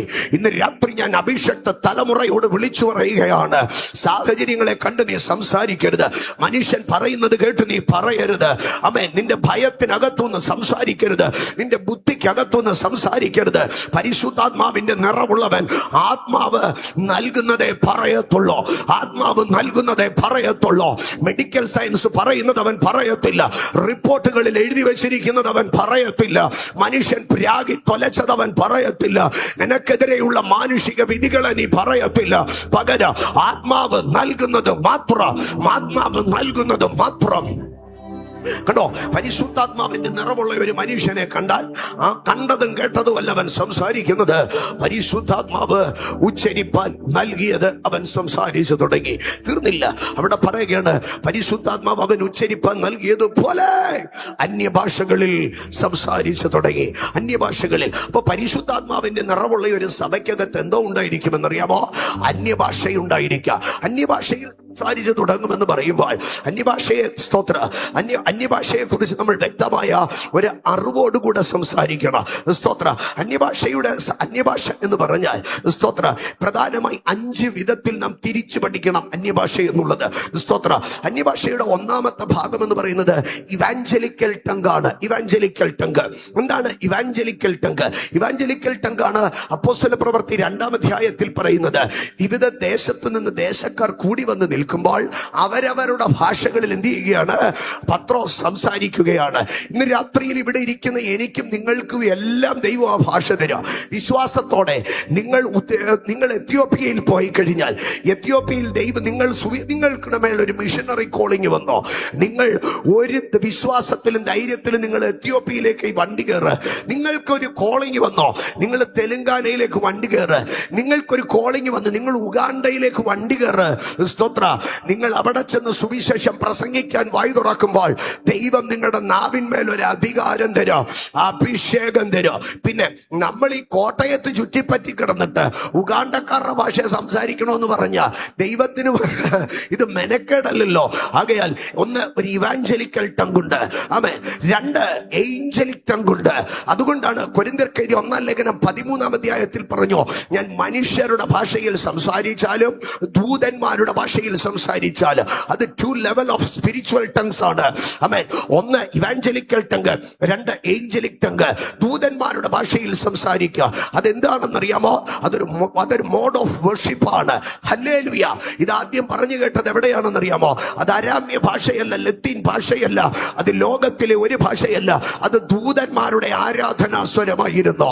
ആ ദൂതന്മാരുടെ ആരാധനാ സ്വരത്തിൽ യോഹന്നാൻ അത് കേൾക്കുകയാണ്. എന്നാൽ പഴയ നിയമത്തിൽ യെശയ്യാവ് കേൾക്കുമ്പോൾ സൈന്യങ്ങളുടെ യഹോവ പരിശുദ്ധൻ പരിശുദ്ധൻ എന്ന് യെശയ്യാവ് കേൾക്കുകയാണ്. എന്ന് പറഞ്ഞാൽ അത് ഇന്റർപ്രറ്റ് ചെയ്താണ് യെശയ്യാവ് കേൾക്കുന്നത്. ഹല്ലേലൂയ എന്നുള്ള സ്വർഗത്തിലെ ഒരു നാദം എന്ത് ചെയ്തില്ല? പഴയ നിയമ പ്രവാചകൻ കേട്ടില്ല. എന്നാൽ പുതിയ നിയമ പ്രവാചകൻ സ്വർഗത്തിൽ കയറിയപ്പോൾ ദ ഏഞ്ചലിക് ടങ്, സ്വർഗത്തിലെ ആരാധനയുടെ ശബ്ദം അദ്ദേഹം വ്യക്തമായി കേൾക്കുകയാണ്. ഇന്ന് രാത്രി ഞാൻ ദൈവജനത്തോട് പറയട്ടെ, ഞാനും നിങ്ങളും ആത്മാവിൽ ആരാധിക്കുമ്പോൾ ഏഞ്ചലിക് ടങ്ങിലാണ് സംസാരിക്കുന്നത്. ആമേൻ. അതുകൊണ്ടാണ് പലപ്പോഴും പെന്തക്കോസ്തുകാരുടെ അന്യഭാഷ കളിയാക്കുമ്പോൾ പറയാ പലരുടെ അന്യഭാഷ ഒരുപോലെയാണെന്ന്. ശരിയായിരിക്കാം, പലരുടെ അന്യഭാഷയ്ക്ക് സിമിലാരിറ്റി കാണാം. കാരണം ദൂതന്മാരോട് ചേർന്ന് ആരാധിക്കുമ്പോൾ ലക്ഷോപലക്ഷം ദൂതന്മാർ ഒരു ഭാഷയിൽ ദൈവത്തെ ആരാധിക്കുമ്പോൾ ഇവിടുത്തെ 100, 200, 500, 1000, 10,000 മനുഷ്യർ ആ ഭാഷ ചേർന്ന് അവരെ ആരാധിക്കുമ്പോൾ ദൂതന്മാർ പാടുന്ന അതേ പാട്ട് ഇവിടെ വിശുദ്ധ സംഘം പാടുമ്പോൾ ഒരുപക്ഷെ ഒരേ സിമിലാരിറ്റി തോന്നിയേക്കാം. അത് ദൂതന്മാരുടെ ഭാഷയാണ്. ഒന്ന് ഒരു ഏഞ്ചലിക് ടങ് ആണ്, ഒന്ന് ഒരു ഇവാഞ്ചലിക്കൽ ടങ് ആണ്, രണ്ട് ഒരു ഏഞ്ചലിക് ടങ് ആണ്. മൂന്നാമത്തെ ഭാഷ എന്ന് പറയുന്നത് അതാണ് കൊരിന്ത്യർക്ക് എഴുതിയ 1-ാം ലേഖനം 14-ാം അധ്യായത്തിൽ പറയുന്നു, ഒരുവൻ അന്യഭാഷയിൽ പ്രാർത്ഥിക്കുന്നുവെങ്കിൽ മനുഷ്യരോടല്ല, അവൻ ദൈവത്തോടത്രേ പ്രാർത്ഥിക്കുന്നത്. അവിടെ മലയാളത്തിൽ വളരെ വ്യക്തമായി എഴുതിയിരിക്കുകയാണ് അന്യഭാഷയെന്ന്. നിങ്ങൾ ഇംഗ്ലീഷ് ബൈബിളിൽ ശ്രദ്ധിച്ചാൽ നിങ്ങൾക്ക് കാണുവാൻ കഴിയാം അൺനോൺ ടങ് എന്നാണ് എഴുതിയിരിക്കുന്നത്. Unknown tongue, it's unknown to human beings, it's unknown to heavenly bodies. അത് സെലസ്റ്റിയലും ഭൂമിയിലുള്ളതോ സ്വർഗത്തിലുള്ളതായ സകലർക്കും അതൊരു അൺനോൺ ടങ് ആണ്. അത് ആർക്ക് മാത്രമേ മനസ്സിലാകത്തുള്ളൂ? അത് ദൈവത്തിന് മാത്രമേ മനസ്സിലാകത്തുള്ളൂ. അത് ദൈവത്തിന് മാത്രമേ മനസ്സിലാകത്തുള്ളൂ. അന്യഭാഷ അത് ദൈവത്തോട് പ്രാർത്ഥിക്കാനുള്ള, ദൈവത്തോട് സംസാരിക്കാനുള്ള ഭാഷയാണ്. എന്റെ സഹോദരങ്ങളെ, ദൈവേഷ്ടത്തിനുള്ള ഏറ്റവും വലിയ സമർപ്പണം എന്താണെന്നറിയാമോ? അന്യഭാഷയിൽ പ്രാർത്ഥിക്കുക എന്നുള്ളതാ. എന്ന് പറഞ്ഞു കഴിഞ്ഞാൽ നിങ്ങളുടെ ഉള്ള ഈ കുഞ്ഞിന്റെ മനസ്സിനകത്ത് ഒരാഗ്രഹമുണ്ടെന്നിരിക്കട്ടെ, അവൾക്കൊരു എഞ്ചിനീയർ ആകണമെന്ന് അവൾക്കൊരാഗ്രഹമുണ്ടെന്നിരിക്കട്ടെ. അവൾ പ്രാർത്ഥിക്കുമ്പോൾ എല്ലാം പ്രാർത്ഥിക്കും, കർത്താവേ എന്നെ ഒരു എഞ്ചിനീയർ ആക്കണേ, എന്നെ ഒരു എഞ്ചിനീയർ ആക്കണേ എന്ന്. പക്ഷെ ദൈവത്തിന്റെ പദ്ധതി ഇവളെ ഒരു മിഷനറി ഡോക്ടർ ആക്കണമെന്നാണെന്നിരിക്കട്ടെ. ആമേൻ. അവൾ അന്യഭാഷ പ്രാർത്ഥിച്ച് അഭിഷേകം പ്രാപിച്ച് അന്യഭാഷയിൽ പ്രാർത്ഥിക്കുമ്പോഴൊക്കെ ഇവളുടെ അന്യഭാഷ എന്തായിരിക്കുമെന്നറിയാമോ? ഞാനൊരു മിഷനറി ഡോക്ടർ ആകാനുള്ള ദൈവത്തിന്റെ പദ്ധതി എന്നിൽ നിറവേറട്ടെ എന്നായിരിക്കും. അപ്പൊ ഇവളുടെ ആഗ്രഹമാണോ ഇവള് പ്രാർത്ഥിക്കുന്നത്? അല്ല, അല്ല, അല്ല. ആമേൻ. എനിക്ക് മരിക്കത്തക്കതായ ഒരു രോഗം പിടിച്ചോ, ഞാനിങ്ങനെ പ്രാർത്ഥിക്കാം, കർത്താവേ എന്നെ സൗഖ്യമാക്കണമേ, എനിക്കൊരു 25 വർഷങ്ങളുടെ ആയുസ് തരണമേ എന്ന് ഞാനിങ്ങനെ പ്രാർത്ഥിക്കുകയായിരിക്കാം. പക്ഷെ ദൈവത്തിന്റെ ഹിത എന്റെ ശുശ്രൂഷ പൂർണ്ണമായെന്നാണെങ്കിൽ ഞാൻ അപ്പോൾ ആത്മീയഭാഷയിൽ പ്രാർത്ഥിക്കുന്നത് എന്തായിരിക്കും എന്നറിയാമോ? കർത്താവെ, ഇത്രത്തോളം നീ എന്നെ സൂക്ഷിച്ചു, ശുശ്രൂഷിപ്പാൻ കൃപ നൽകി, എന്നെ വിശുദ്ധീകരിച്ച് എന്റെ അവകാശത്തിലേക്ക് എന്നെ ചേർക്കണമേ. ആമേൻ. ദൈവഹിതത്തിന് സമർപ്പിക്കുന്ന ഒരു മനുഷ്യന് മാത്രമേ എന്ത് ചെയ്യാൻ കഴിയത്തുള്ളൂ എന്നറിയാമോ? അന്യഭാഷയിൽ പ്രാർത്ഥിക്കാൻ കഴിയത്തുള്ളൂ. അപ്പൊ അത് വിശുദ്ധന്മാരെ കുറിച്ചുള്ള ദൈവേഷ്ടം ഇന്നതെന്ന് തിരിച്ചറിഞ്ഞിട്ട് പരിശുദ്ധാത്മാവ് നമ്മുടെ താല്പര്യപ്രകാരമല്ല, ദൈവത്തിന്റെ പദ്ധതി പ്രകാരം നമ്മുടെ അധരങ്ങൾക്കകത്തുനിന്ന് പരിശുദ്ധാത്മാവ് സംസാരിക്കുക. അതാണ് അൺനോൺ ടങ്. ആമേൻ. ഇന്ന് രാത്രികാലം ഞാൻ ഒരു യാഥാർത്ഥ്യം പറയാം. അന്യഭാഷയിൽ പ്രാർത്ഥിക്കുന്നവന്റെ ആഗ്രഹങ്ങളെല്ലാം സാധിക്കത്തില്ല, പക്ഷെ അന്യഭാഷയിൽ പ്രാർത്ഥിക്കുന്നവന്റെ മേൽ ദൈവത്തിന്റെ പദ്ധതി അതുപോലെ നിറവേറും. അപ്പൊ അന്യഭാഷയിൽ പ്രാർത്ഥിക്കുന്നവൻ ദൈവത്തോട് പ്രാർത്ഥിക്കുന്നു. അപ്പൊ unknown tongue, evangelical tongue, angelic tongue, 3 unknown tongue. 4ാമത്തെ ടങ് എന്ന് പറയുന്നത് അതർ ടങ്സ് ആണ്. അതാണ് പറയുന്നത്, അവൻ വ്യാഖ്യാനി ഇല്ല എങ്കിൽ അന്യഭാഷക്കാരൻ മിണ്ടാതിരിക്കട്ടെ. അതർ ടങ്, അന്യഭാഷകൾ എന്നാണ് പറയുന്നത്. അതർ ടങ് ഇത് ദൈവസഭയുടെ നടുവിൽ അവൻ ഉച്ചരിക്കപ്പെടുകയോ അത് വ്യാഖ്യാനിക്കപ്പെടുകയും ചെയ്യേണ്ടതാണ്. സ്തോത്രം. എന്റെ സഹോദരങ്ങളെ, നമ്മുടെ വീട്ടിൽ പറയുകയാണ്, പെട്രോൾ ഇല്ലെങ്കിൽ വണ്ടി ഇന്ന് എടുക്കണ്ട എന്ന് പറഞ്ഞാൽ വണ്ടിക്കകത്ത് പെട്രോൾ അടിക്കണമെന്നാണോ അതിന്റെ അർത്ഥം? വണ്ടി വിറ്റേക്കാനാണോ അതിന്റെ അർത്ഥം? നിങ്ങൾ പറഞ്ഞേ. പെട്രോൾ അടിക്കണമെന്ന. പക്ഷെ നമ്മുടെ ഇടയിൽ ചിലർ വന്നിട്ട് പറയുകയാണ്, വ്യാഖ്യാനി ഇല്ലാത്തത് കൊണ്ട് ഇനി അന്യഭാഷക്കാരൻ എന്ത് ചെയ്തോണം? സഭയ്ക്കകത്ത് മിണ്ടാതിരിക്കണം. എടാ, അങ്ങനെയല്ലെന്ന് അതിന്റെ അർത്ഥം. അന്യഭാഷക്കാരൻ ഇനി എഴുന്നേൽക്കാൻ തക്കവണ്ണം സഭയ്ക്കകത്ത് വ്യാഖ്യാനി എഴുന്നേൽക്കണമെന്ന്. അതുകൊണ്ട് കട്ടയം പടവും മടക്കി ഇനി പരിപാടി തീർന്നെന്ന് പറഞ്ഞിരിക്കാനല്ല. ഇന്ന് രാത്രി പെന്തക്കോസിന്റെ മേളിൽ കിടക്കുന്ന അഭിഷേക വ്യാഖ്യാനി ഇല്ലാത്തോണ്ട് ഇനി അന്യഭാഷ എങ്ങടെ തീർന്നോ? അന്യഭാഷ ഇല്ലാത്തോണ്ട് ഇനി സഭയങ്ങടെ പൂട്ടി ഞങ്ങൾ ഇനി വേറെ വല്ലതും കച്ചവടത്തിന് പോകാമെന്ന് പറയുന്നതല്ല. ഇന്ന് രാത്രി ഞാൻ വിളിച്ചു പറയുകയാണ്, ആമേൻ, കൃപാവരങ്ങളുടെ നിറവിലേക്ക് സഭ കടക്കട്ടെ. സ്തോത്രം, സ്തോത്രം, സ്തോത്രം. അപ്പോ evangelical tongue, angelic tongue, unknown tongue, other tongue. അഞ്ചാമത്തെ ഒരു ഭാഷ കർത്താവായ യേശു പറയുകയാണ്, നിങ്ങൾ പുതുഭാഷയിൽ സംസാരിക്കുക, സർപ്പങ്ങളെ പിടിച്ചെടുക്കും, ഭൂതങ്ങളെ പുറത്താക്കുക, മരണകരമായത് യാതൊന്നും നിങ്ങൾ കുടിച്ചാല് നിങ്ങൾക്കൊരു ഹാനി വരികയില്ല, ദോഷം വരികയില്ല. എന്റെ സഹോദരങ്ങളെ, ഇതൊരു മിനിസ്ട്രിക്കകത്ത് ദൈവം നൽകുന്നതായ ഒരു അഭിഷേകത്തിന്റെ ടങ്കാണ്. ഞാൻ വേഗത്തിൽ മുമ്പോട്ട് പോകട്ടെ. യേശു കർത്താവ് തന്റെ ശുശ്രൂഷയിൽ 3 പ്രാവശ്യമാണ് പരസ്യമായി അന്യഭാഷയിൽ സംസാരിച്ചത്. ഒന്ന്, യായിറോസിന്റെ മകൾ മരിച്ചു കിടക്കുമ്പോൾ യേശു കടന്നു ചെന്ന് അന്യഭാഷയിൽ പ്രാർത്ഥിച്ചോ, തലീഥ കൂമി എന്ന്. 2, സ്തോത്ര, ഊമനും ചെകിടനുമായ ഒരു മനുഷ്യരെ യേശു ഊരിന്റെ പുറത്തു കൊണ്ടുപോയി അവന്റെ വായിലും ചെവിയിലോ വിരലിട്ട് സ്വർഗത്തിലേക്ക് നോക്കി നെടുവീർപ്പിട്ടിട്ട് എഫാഥ എന്ന് യേശു കർത്താവ് ഉറക്കെ വിളിച്ചു പറഞ്ഞു. 3, യേശു കർത്താവ് കാൽവറിയുടെ ഗിരിമുകളിൽ 3 ആണിമേൽ തൂങ്ങി ഇരുകള്ളന്മാരുടെ നടുവിൽ ക്രൂശിൽ കിടക്കുമ്പോൾ തന്റെ നിയോഗത്തിന്റെ പൂർത്തീകരണത്തിൽ യേശു കർത്താവ് അന്യഭാഷയിൽ ഉറക്കെ വിളിച്ചോ, ഏലി ഏലി ലമാ സബക്താനി എന്ന് യേശു ഉറക്കെ നിലവിളിച്ചോ. 3 പ്രാവശ്യമാണ് യേശു പരസ്യമായി അന്യഭാഷയിൽ സംസാരിച്ചത്. ഇത് അന്യഭാഷയാണെന്ന് എങ്ങനെ സ്ഥാപിക്കുവാൻ കഴിയാം? ആമേൻ, സ്തോത്രം. നിങ്ങൾ ശ്രദ്ധിച്ചു നോക്കിയാൽ അവിടെ പറയുകയാണ്, എഫാത്ത, തുറന്നു വരിക എന്ന അർത്ഥമുള്ള എഫാത്ത എന്ന് പറഞ്ഞു. അവിടെ അതിന്റെ മീനിങ്ങിനെ പ്രത്യേകമായി എടുത്തു പറയുകയാണ്. ബാലെ, എഴുന്നേൽക്ക എന്ന് പറയുന്ന തലീഥ കുമിയെ എന്ന് വിളിച്ചു പറഞ്ഞു. ഈ 2 വാക്കുകളുടെ ഒറിജിനിലേക്ക് നിങ്ങൾ ശ്രദ്ധിച്ചു കഴിഞ്ഞാൽ ഇത് അരാമ്യ, ഹെബ്രയ, ലാറ്റിൻ, ഗ്രീക്ക് പദങ്ങളല്ല. അതിന്റെ ഒറിജിൻ നിങ്ങൾ എടുത്തു നോക്കിക്കഴിഞ്ഞാൽ, ഏതെങ്കിലും ഒരു ബൈബിൾ തെസാറസ് നിങ്ങൾ എടുത്തു നോക്കിക്കോ, ആ എഫാത്തയുടെയും തലീഥ കൂമിയുടെയോ വലത്തു ഭാഗത്ത് ബ്രാക്കറ്റിൽ എഴുതിയിരിക്കോ, ഇതൊരു കൽദൈക് ഒറിജിൻ വേർഡാണെന്ന്. എന്ന് പറഞ്ഞാൽ യേശു കർത്താവ് ജീവിക്കുന്നതിന് 5 നൂറ്റാണ്ടുകൾക്ക് മുമ്പുണ്ടായിരുന്നതായ കൽദയ സാമ്രാജ്യ ഭാഷയാണ്. കൽദയ സാമ്രാജ്യം കഴിഞ്ഞോ മെഡോ കിങ്ഡം കടന്നു വന്നോ, അതിനുശേഷം പേർഷ്യൻ കിങ്ഡം കടന്നു വന്നോ, അതിനുശേഷം ഗ്രീക്ക് കിങ്ഡം കടന്നു വന്നോ, അതിനുശേഷം യേശു വരുന്നത് റോമൻ സാമ്രാജ്യ, റോമൻ എംപയറിലാണ് യേശു കർത്താവ് കടന്നു വരുന്നത്. എന്റെ സഹോദരങ്ങളെ, റോമൻ എംപയറിന് തൊട്ടു മുമ്പുള്ള ഗ്രീക്ക് എംപയർ, ലോകത്തിലെ ഫസ്റ്റ് യൂണിവേഴ്സൽ ലാംഗ്വേജ് ബാബിലോണിലെ ഭാഷാ ചിതറലിന് ശേഷം ലോകത്തിലൊരു യൂണിവേഴ്സൽ ലാംഗ്വേജ് ഉണ്ടായതെങ്കിൽ അത് ഗ്രീക്കാണ്. സ്തോത്ര. നമ്മുടെയൊക്കെ ഇവിടെ ഇരിക്കുന്ന മുതിർന്നവരൊക്കെ നിങ്ങൾ പ്രീ ഡിഗ്രിക്ക് പോകുമ്പോൾ സെക്കൻഡ് ലാംഗ്വേജ് ആയി 2 ഓപ്ഷൻ ഉണ്ടായിരുന്നു. സിറിയക്കും ഗ്രീക്കും പഠിക്കാൻ ഓപ്ഷൻ ഉണ്ടായിരുന്നു.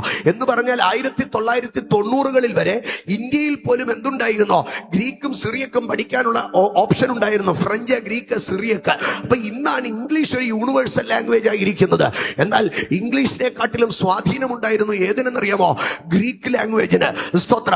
എന്നാൽ ഈ ഗ്രീക്ക് ലാംഗ്വേജ് വന്നപ്പോൾ ഈ ഗ്രീക്ക് ലാംഗ്വേജിന്റെ ആവിർഭാവത്തോടുകൂടെ കൽദയ ഭാഷ പൂർണ്ണമായും ഭൂമിയിൽ നിന്ന് മാറ്റപ്പെട്ടോ.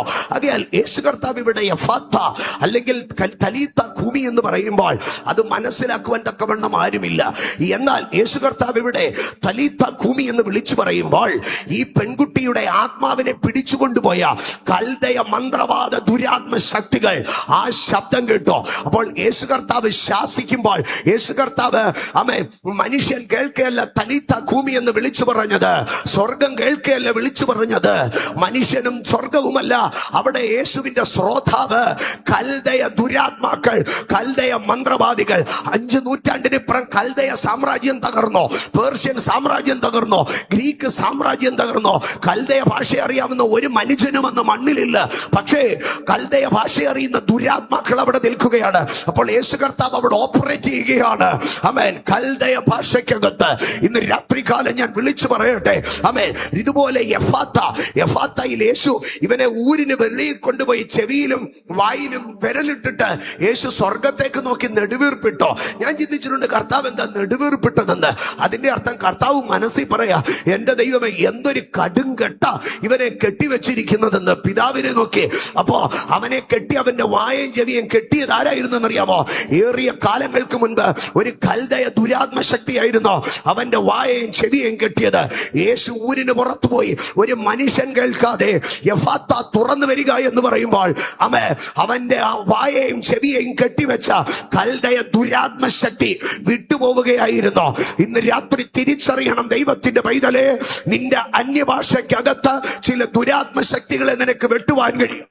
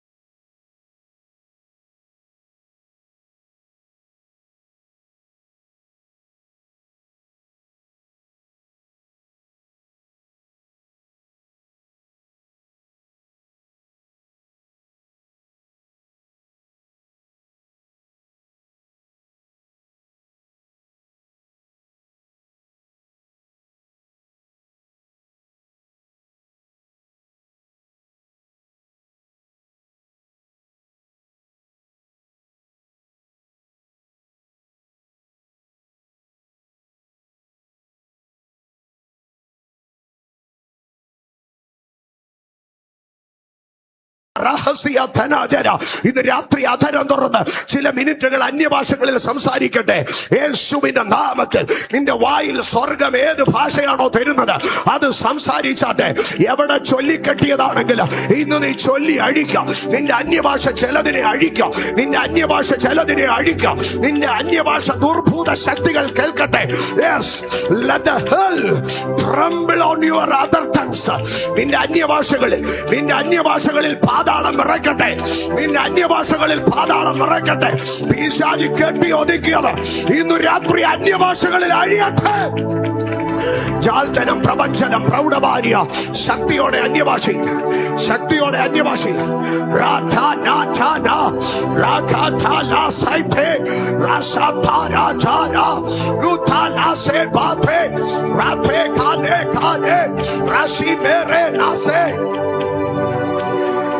Mara sala hadana raba baba shala bara rutana chara kathala vaida vasha prava riga dhula sara prava mara sere rata lakhe dekhe lanchilo rothono udiyam chamo lagachono rotho najo rajolo viva prabha jiara pramesh malti kuda prabakha marti manajam pribe galiyam arthu nagajam pribe nasamne vidam prabhu.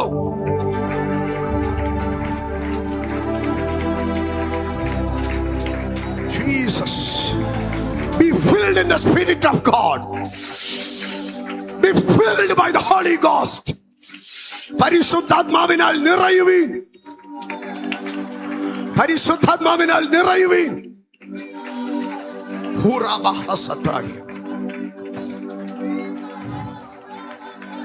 പരിശുദ്ധാത്മാവ് നിറഞ്ഞവരായി ആത്മാവ് അവർക്ക് ഉച്ചരിപ്പാൻ നൽകിയതുപോലെ അവർ സംസാരിച്ചു തുടങ്ങി. അവർ അന്യഭാഷകളിൽ സംസാരിച്ചു തുടങ്ങി. വ്യാഖ്യാനി ഇല്ലെങ്കിലും ഞാൻ അന്യഭാഷയിൽ സംസാരിക്കും. കാരണം ഞാൻ പറയുന്ന അന്യഭാഷ വ്യാഖ്യാനിക്കുള്ളതല്ല.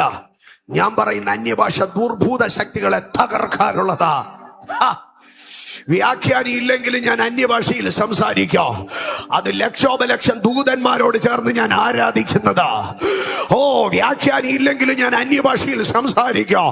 കാരണം അത് ഞാൻ ദൈവത്തോട് മർമ്മങ്ങളെ പറയുകയാണ്. വ്യാഖ്യാനി ഉണ്ടെങ്കിൽ അത് വ്യാഖ്യാനിക്കാൻ തക്കവണ്ണം ഞാൻ സംസാരിക്കാം. വ്യാഖ്യാനി ഇല്ലെങ്കിൽ ഞാൻ ദൈവത്തോട് ദൂതന്മാരോട് ചേർന്ന് ഭൂതങ്ങളോട്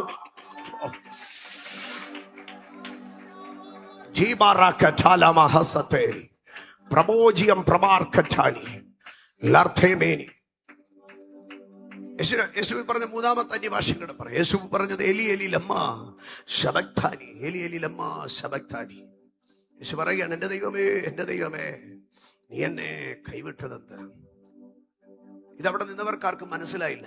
അതുകൊണ്ടാണ് അവർ പറഞ്ഞത്, നോക്കാം, ഇവൻ ഏലിയാവിനെ വിളിക്കുന്നു, ഏലിയാവ് വരുമനെ രക്ഷിപ്പാൻ വരുമോ എന്ന് നോക്കാം.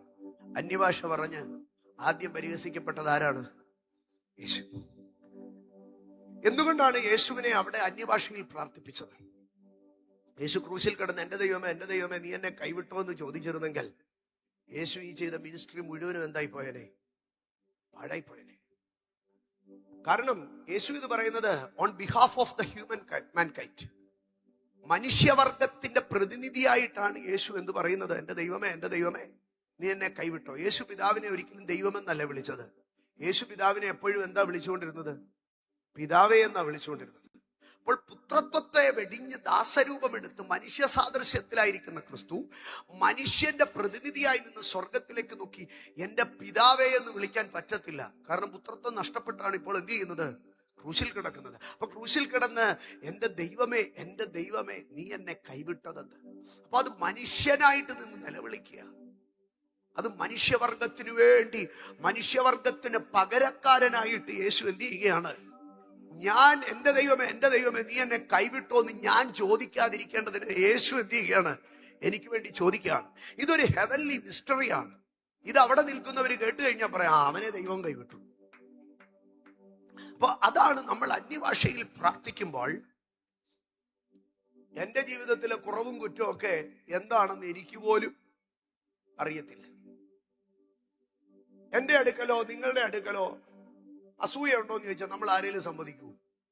എനിക്ക് അസൂയുണ്ടോ? അയ്യോ, എനിക്ക് ആരോടും അസൂയയില്ല.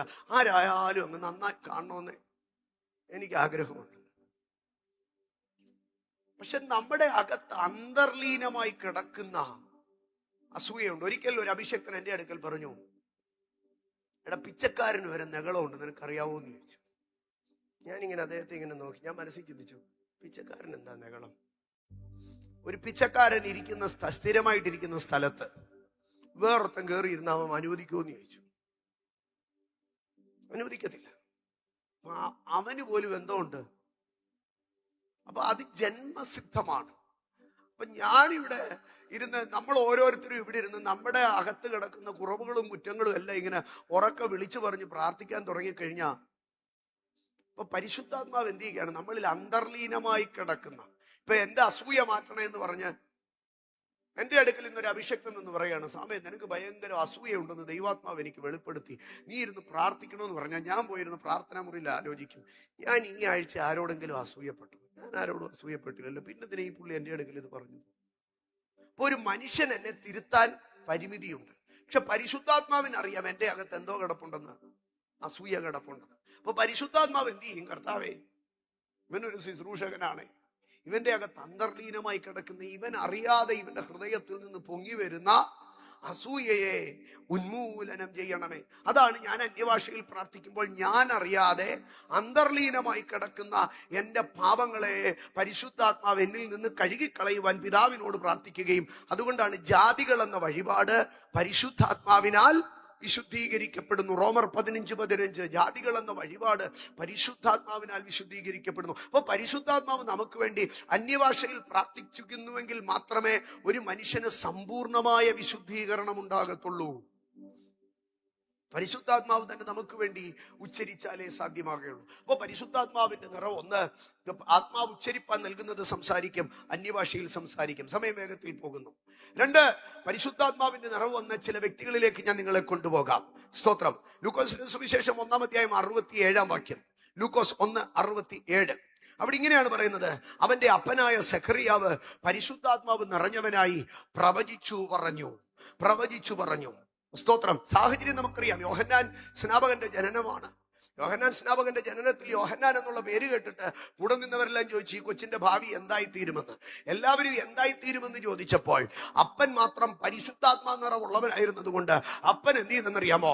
ആമേൻ. എല്ലാവരും ആശങ്കയുടെ വർത്തമാനം പറഞ്ഞപ്പോൾ പരിശുദ്ധാത്മാവിന്റെ നിറവുള്ളവൻ എന്ത് ചെയ്യാൻ തുടങ്ങി? വളരെ സർട്ടനിറ്റിയോടുകൂടെ, ഭയങ്കര ക്രിസ്റ്റൽ ക്ലിയർ ആയിട്ട് പുള്ളി എന്ത് ചെയ്യാൻ തുടങ്ങി? അവന്റെ ഭാവി കാലം പ്രവചിക്കാൻ തുടങ്ങി. നീയോ പൈതലേ അത്യുന്നതന്റെ പ്രവാചകൻ എന്ന് വിളിക്കപ്പെടും. ആമേൻ. മിശിഹായിക്ക് വഴിയൊരുക്കാൻ നീ അവന്റെ മുന്നമേ നടക്കും. നീ രക്ഷാപരിജ്ഞാനം മനുഷ്യർക്ക് ആമേൻ ഉപദേശിച്ചു കൊടുക്കും.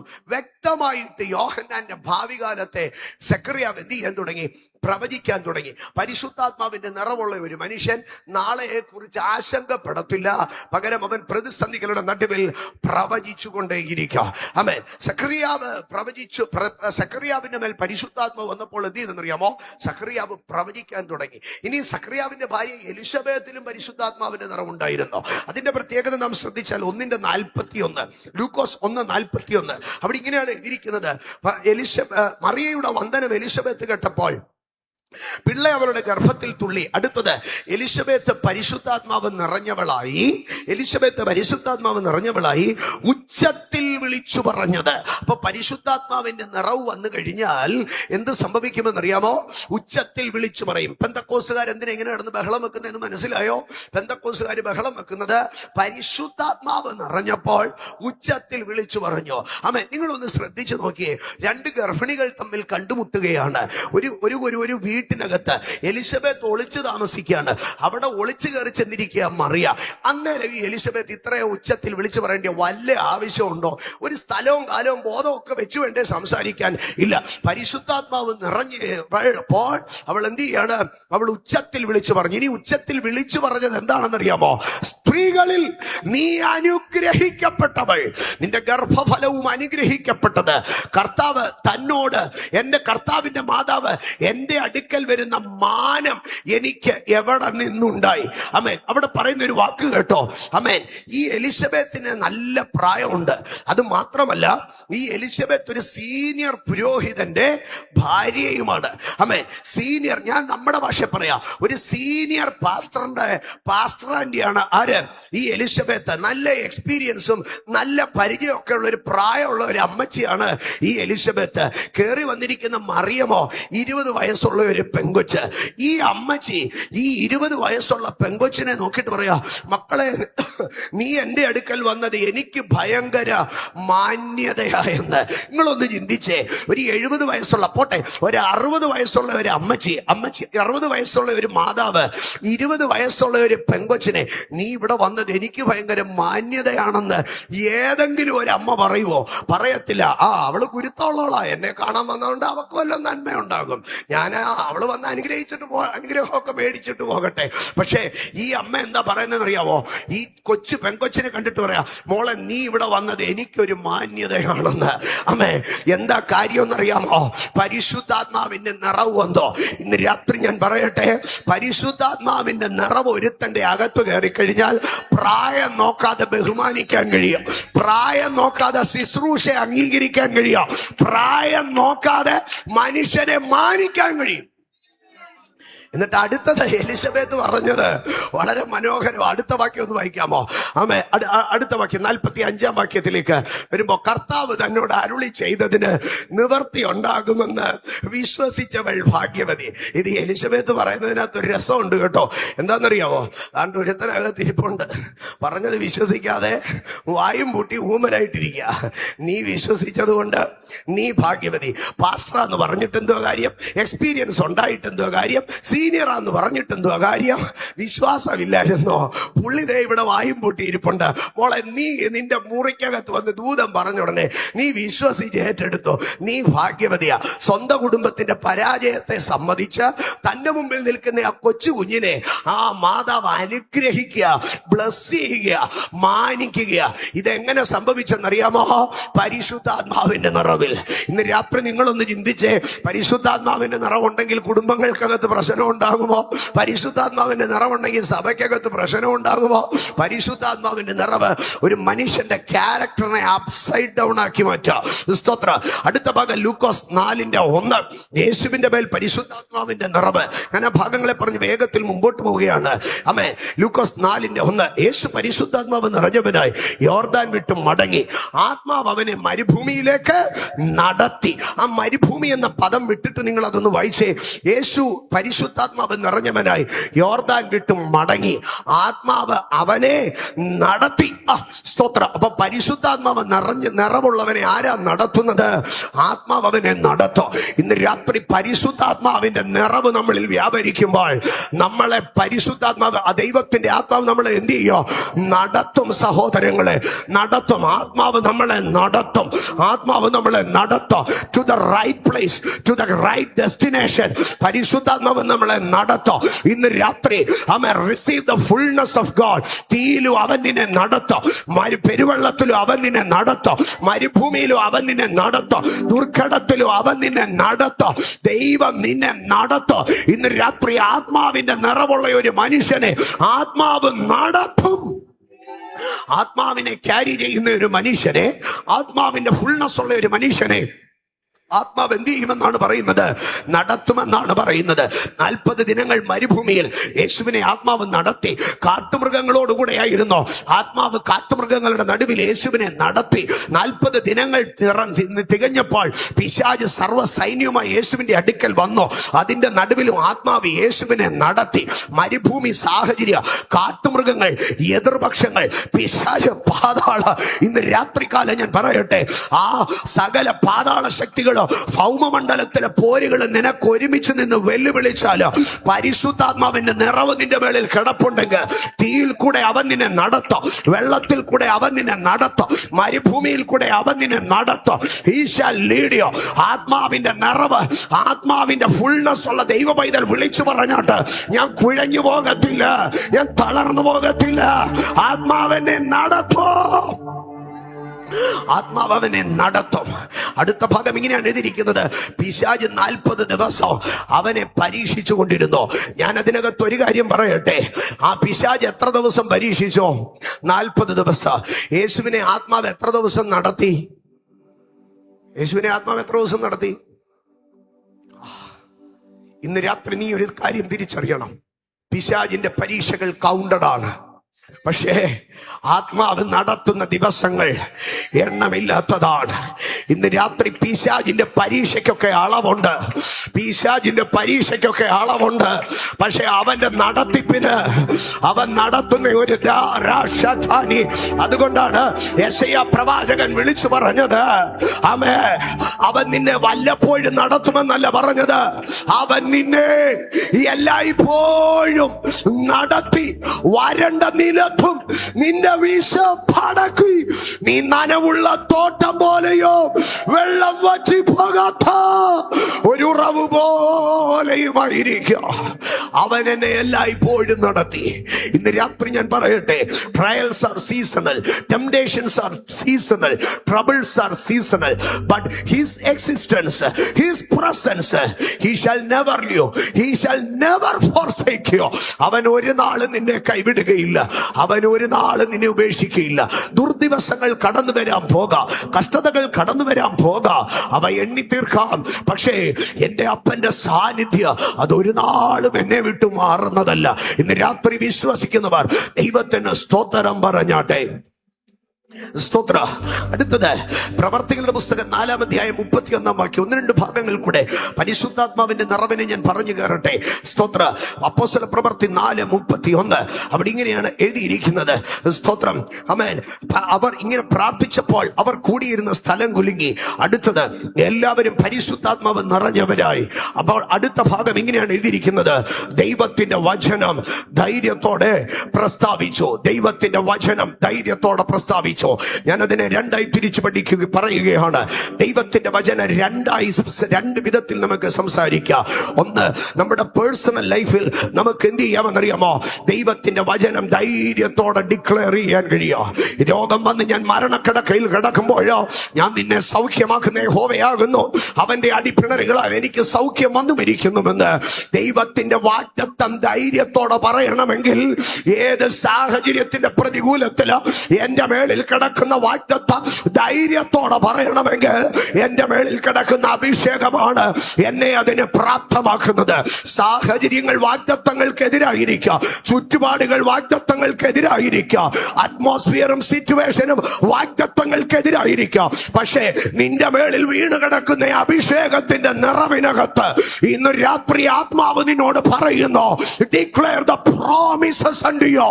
ഇന്ന് രാത്രി ആത്മാവ് നിന്നോട് പറയുന്നു, നിന്റെ ചുറ്റുപാടുകൾ മുഴുവനും പ്രതികൂലമാണ്, പക്ഷേ നിന്റെ മേളിൽ വീണ അഭിഷേകം നിന്നോട് പറയുന്നു, declare the word of promise. മനുഷ്യൻ പറയുന്നത് സംഭവിക്കത്തില്ല, മനുഷ്യൻ പറയുന്നത് സംഭവിക്കത്തില്ല. നീ പറയുന്ന ദൈവത്തിന്റെ വാഗ്ദത്തമേ സംഭവിക്കത്തുള്ളൂ. അവർ പരിശുദ്ധാത്മാവ് നിറഞ്ഞവരായി മനുഷ്യൻ പറഞ്ഞ വാക്കുകളെ വെട്ടി, ശാപങ്ങളെ വെട്ടി, പ്രഡിക്ഷൻസിനെ ക്യാൻസൽ ചെയ്തു. പകരം ദൈവത്തിന്റെ വാഗ്ദത്തത്തെ അവൻ ഡിക്ലെയർ ചെയ്തു. Let the promises be.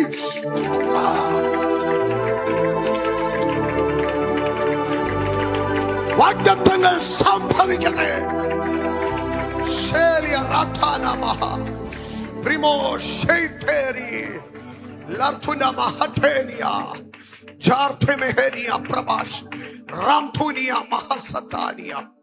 ദൈവവചനം ധൈര്യത്തോടെ പ്രസ്താവിച്ചോ.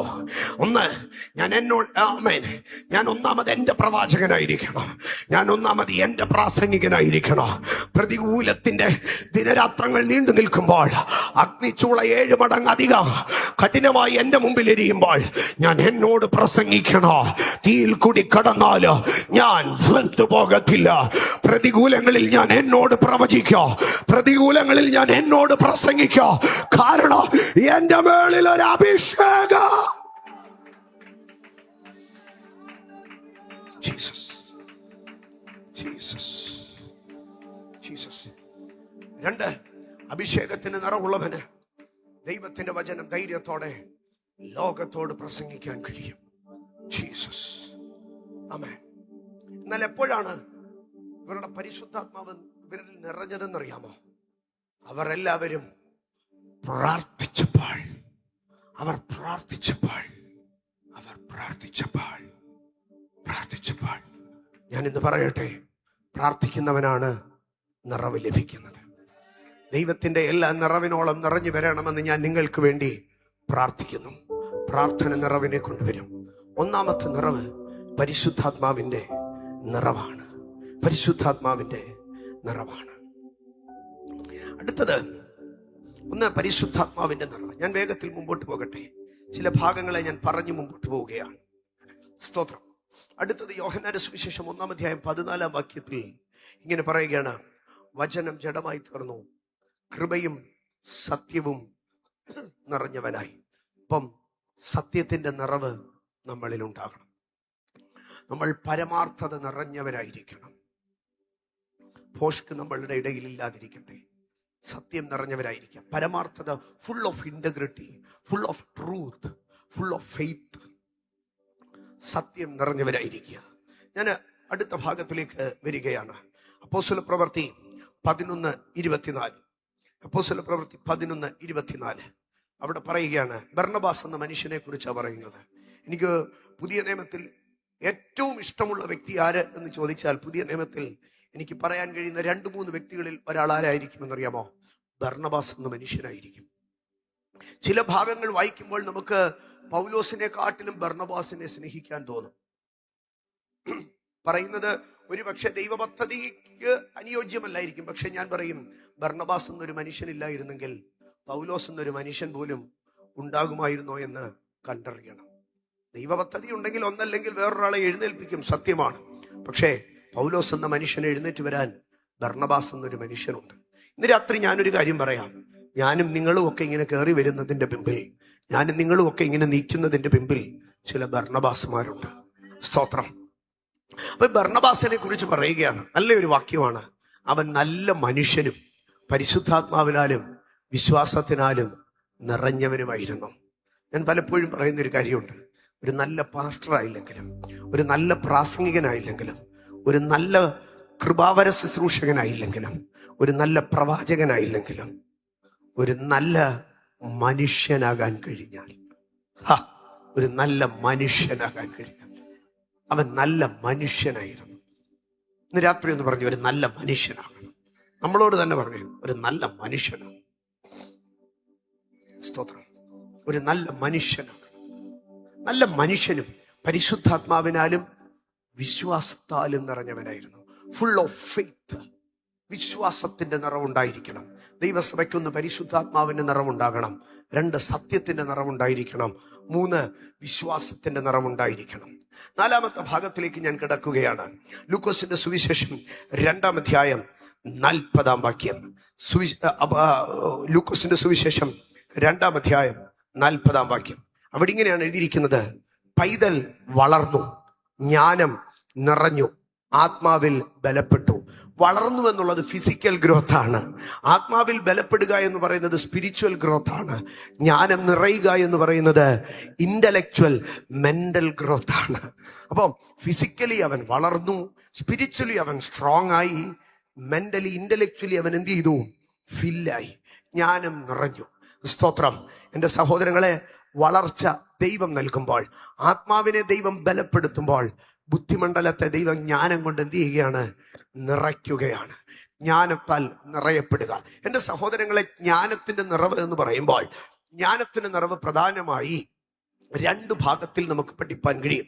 ഒന്ന്, ജ്ഞാനത്തിന്റെ നിറവ് എന്ന് പറയുന്നത് യാക്കോബിന്റെ ലേഖനം പഠിക്കുമ്പോൾ സ്വഭാവ ഗുണമാണ് ജ്ഞാനത്തിന്റെ നിറവ്. എന്നാൽ അടുത്ത ഒരു ഭാഗത്തിലേക്ക് വരുമ്പോൾ, റോമാലേഖനം 15-ാം അധ്യായം 14-ാം വാക്യത്തിലേക്ക് വരുമ്പോൾ, റോമാലേഖനം 15-ാം അധ്യായം 14-ാം വാക്യം, അവിടെ ഇങ്ങനെയാണ് പറയുന്നത്, സഹോദരന്മാരെ, നിങ്ങൾ തന്നെ ദയാപൂർണരും, അടുത്ത ഭാഗം, സകല ജ്ഞാനവും നിറഞ്ഞവരുമായിരിക്കണം. അപ്പൊ സ്പിരിച്വൽ വിസ്ഡം മാത്രമല്ല, ആമേൻ, സകലത്തിലും എന്തായിരിക്കണമെന്നാണ്? ജ്ഞാനം നിറഞ്ഞവരായിരിക്കണം. സകല ജ്ഞാനവും നിറഞ്ഞവർ. ഞാൻ മുൻപോട്ട് പോകട്ടെ. ആകയാൽ അപ്പോ 4, ഫുൾ ഓഫ് വിസ്ഡം, ജ്ഞാനം നിറഞ്ഞവരായിരിക്കണം. ദൈവസഭ, ഒരു ദൈവ പൈതൽ, അവന്റെ ഉള്ളിൽ ഒരു നിറവുണ്ടാകണം. എന്തിന്റെ നിറവ്? ആമേൻ, ഫുൾനെസ് ഓഫ് വിസ്ഡം. ഞാൻ അടുത്ത ഭാഗത്തിലേക്ക് കയറുകയാണ്. ഫിലിപ്പിയ ലേഖനം 1-ാം അധ്യായം അതിന്റെ 11-ാം വാക്യം. 1-2 ഭാഗങ്ങളെ വേഗത്തിൽ പറയേണ്ടതുകൊണ്ട്, പൂർത്തീകരിക്കേണ്ടതുകൊണ്ട് ഞാൻ ഇതിനെ പറഞ്ഞു പോവുകയാണ്. ഫിലിപ്പിയർ 1:11. ദൈവത്തിന്റെ മഹത്വത്തിനും പുകഴ്ചയ്ക്കുമായിട്ട് യേശു ക്രിസ്തുവിനാൽ, അടുത്ത ഭാഗത്തിൽ പറയുകയാണ്, നീതി ഫലം നിറഞ്ഞവരുമായി തീരണം. അവിടെ ഇങ്ങനെയാണ് പറയുന്നത്, ഫലം നിറഞ്ഞവരായി തീരണം. ഫലം നിറയുക എന്ന് നാം പറയുമ്പോൾ, ഫലം നിറയുക, ഫലം നിറയുക എന്ന് പറയുമ്പോൾ ഒത്തിരി വിശദമായി നാം അത് പഠിക്കേണ്ടതുണ്ട്. മാനസാന്തരത്തിന് യോഗ്യമായ ഫലം കായ്ക്കണം. നീതി എന്ന ഫലം കായ്ക്കണം. ഗലാത്യർ 5-ലേക്ക് വരുമ്പോൾ ആത്മാവിന്റെ ഫലം നമ്മൾ കായ്ക്കണം. വീണ്ടും അധരഫലമായ സ്തോത്രമുണ്ട്. വീണ്ടും സത്യത്തിന്റെ ഫലമായ നീതിയിലും വിശുദ്ധിയിലും സൃഷ്ടിക്കപ്പെടുന്ന പുതുമനുഷ്യൻ. പിന്നെ ദൈവത്തിന് നമ്മൾ അർപ്പിക്കുന്ന ആദ്യ ഫലമാകുന്ന സ്വമേധ ദാനങ്ങൾ ധനമാകുന്നതുണ്ട്. ഇനിയും അടുത്തതായിട്ട് പറയുന്ന അഖായയിലുള്ള ആദ്യ ഫലമായ, അപ്പൊ സുവിശേഷത്താൽ ഉളവാകുന്ന ആത്മാക്കൾക്ക് പറയുന്ന ഫലമുണ്ട്. അങ്ങനെ ഫലം നിറഞ്ഞവരായിരിക്കണം. ഇത് 1-2 വിഷയത്തിൽ നമുക്ക് പറഞ്ഞെടുക്കുവാൻ കഴിയുന്നതല്ല. ഒരു ദൈവ പൈതൽ എന്തായിരിക്കണമെന്ന് അറിയാമോ? ഫലം നിറഞ്ഞവനായിരിക്കണം. സ്തോത്ര.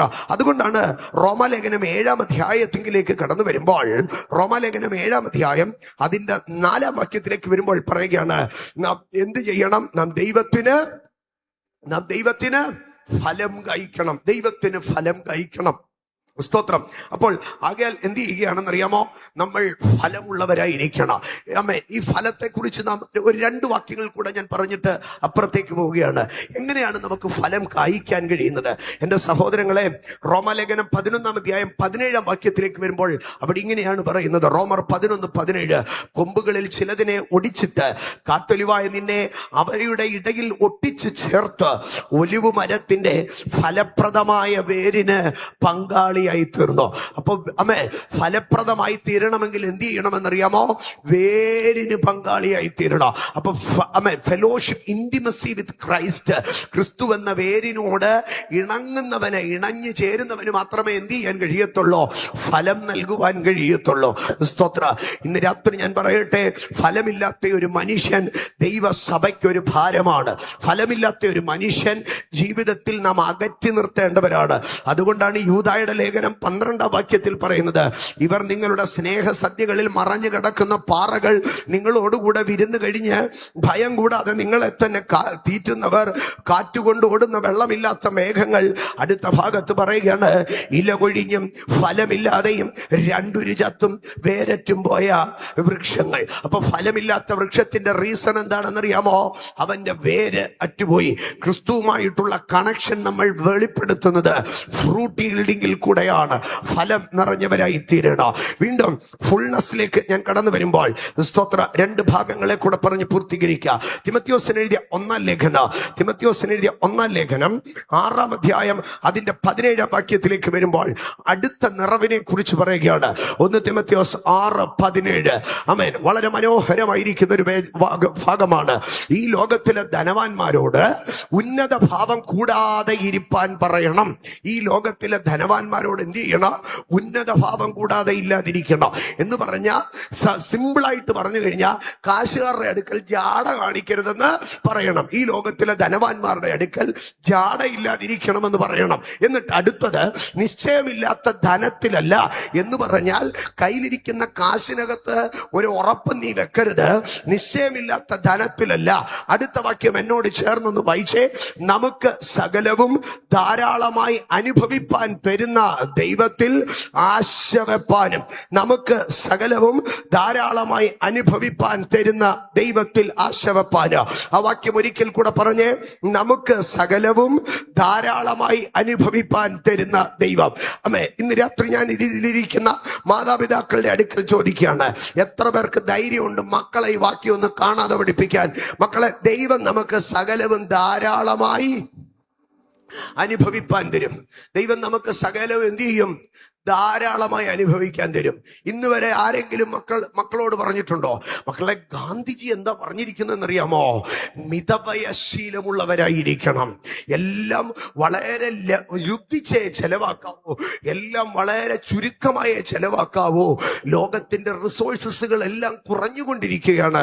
അതുകൊണ്ട് വളരെ ലുബ്ധിച്ചേ ചെലവാക്കാവൂ. ഒരു തൊട്ടി വെള്ളം കോരിയ പറയും, ജലം അമൂല്യമാണ്, അത് പാഴാക്കരുത്.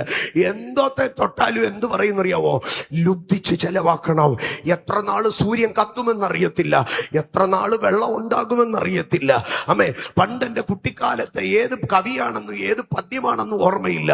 മനുഷ്യന് ഭൂമിയിൽ ജീവിക്കാൻ സ്ഥലമില്ലാതെ വരുമെന്നോ, ശവം അടക്കാൻ ഇടമില്ലാതെ വരുമെന്നും ഒക്കെ കുട്ടിക്കാലത്തൊരു മലയാളം പദ്യം പഠിച്ചിട്ടുണ്ട്. മനുഷ്യന് താമസിക്കാൻ ഇടമില്ലാതെ വരുമെന്ന്. അമ്മേ, ആ കവിയുടെ ആരെങ്കിലും കുടുംബക്കാരുണ്ടായിരുന്നേ ഞങ്ങളുടെ പത്തനംതിട്ട ജില്ലയിലോട്ട് കൊണ്ടുവന്ന് കാണിക്കായിരുന്നോ? ആമേ, അടഞ്ഞു കിടക്കുന്ന ഇഷ്ടം പോലെ വീടുകള്, ഇഷ്ടം പോലെ കാര്യമായി കിടക്കുന്ന ഭൂമി. ആ കവി കേരളത്തിൽ ചുറ്റിപ്പെട്ട് നടക്കാതെ ഏതെങ്കിലും രാജ്യത്ത് പോയി കണ്ടിരുന്നെങ്കിൽ ഇന്നും കിലോമീറ്ററുകൾ മനുഷ്യവാസമില്ലാതെ കിടക്കുന്നത് കാണാം. ആമേ, ഇന്ന് ഞാൻ പറയട്ടെ, ഗാന്ധിയുടെ സിദ്ധാന്തത്തിനകത്ത് ഒതുങ്ങുകയല്ല, ദൈവവചനത്തിനകത്ത് നിനക്കൊരു ഉറപ്പ് വേണോ?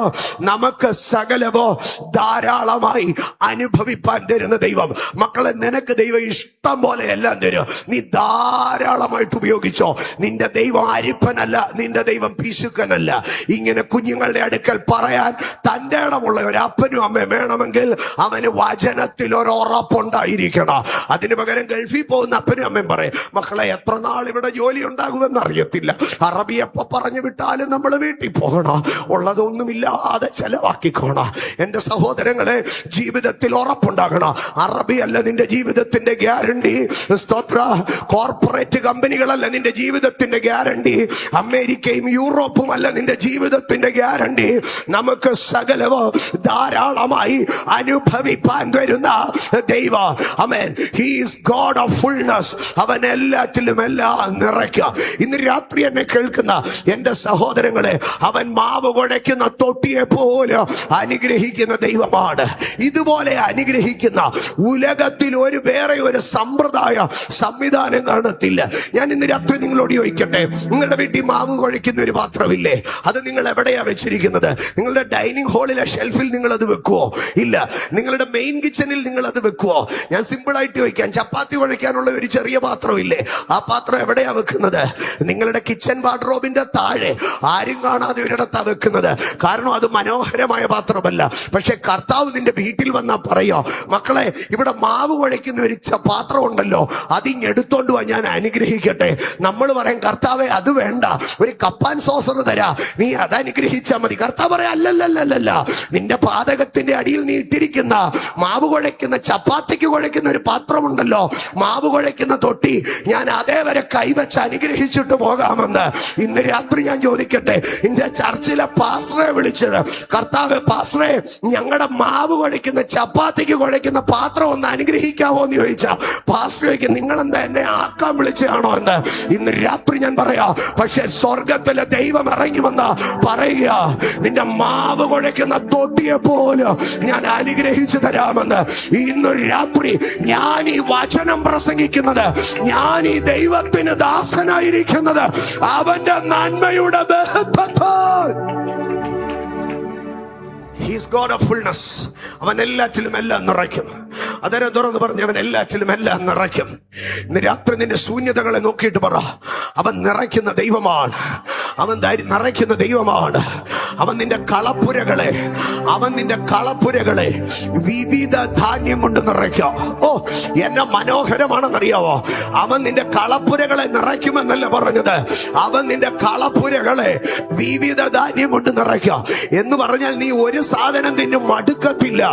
മൾട്ടി ന്യൂട്രിയൻസ്, മൾട്ടി വൈറ്റമിൻസ് നിന്റെ രുചിക്കനുസരിച്ച് നിന്റെ ജീവിതത്തിനകത്ത് നിറയ്ക്കേണ്ട സകല നിറവുകളോ ഇന്ന് രാത്രി എവിടെയെങ്കിലും നിന്റെ മനസ്സിനകത്ത് കയറി കിടക്കുന്ന ഒരു ആന്റി പ്രോസ്പെരിറ്റി തിയോളജി ഉണ്ടെങ്കിൽ അഭിഷേകത്തിന്റെ അധികാരത്തിൽ അതിനെ വെട്ടിക്കളഞ്ഞിട്ട് പറ, എന്റെ ദൈവം എല്ലാറ്റിലും എല്ലാം നിറയ്ക്കുന്നവനാണ്.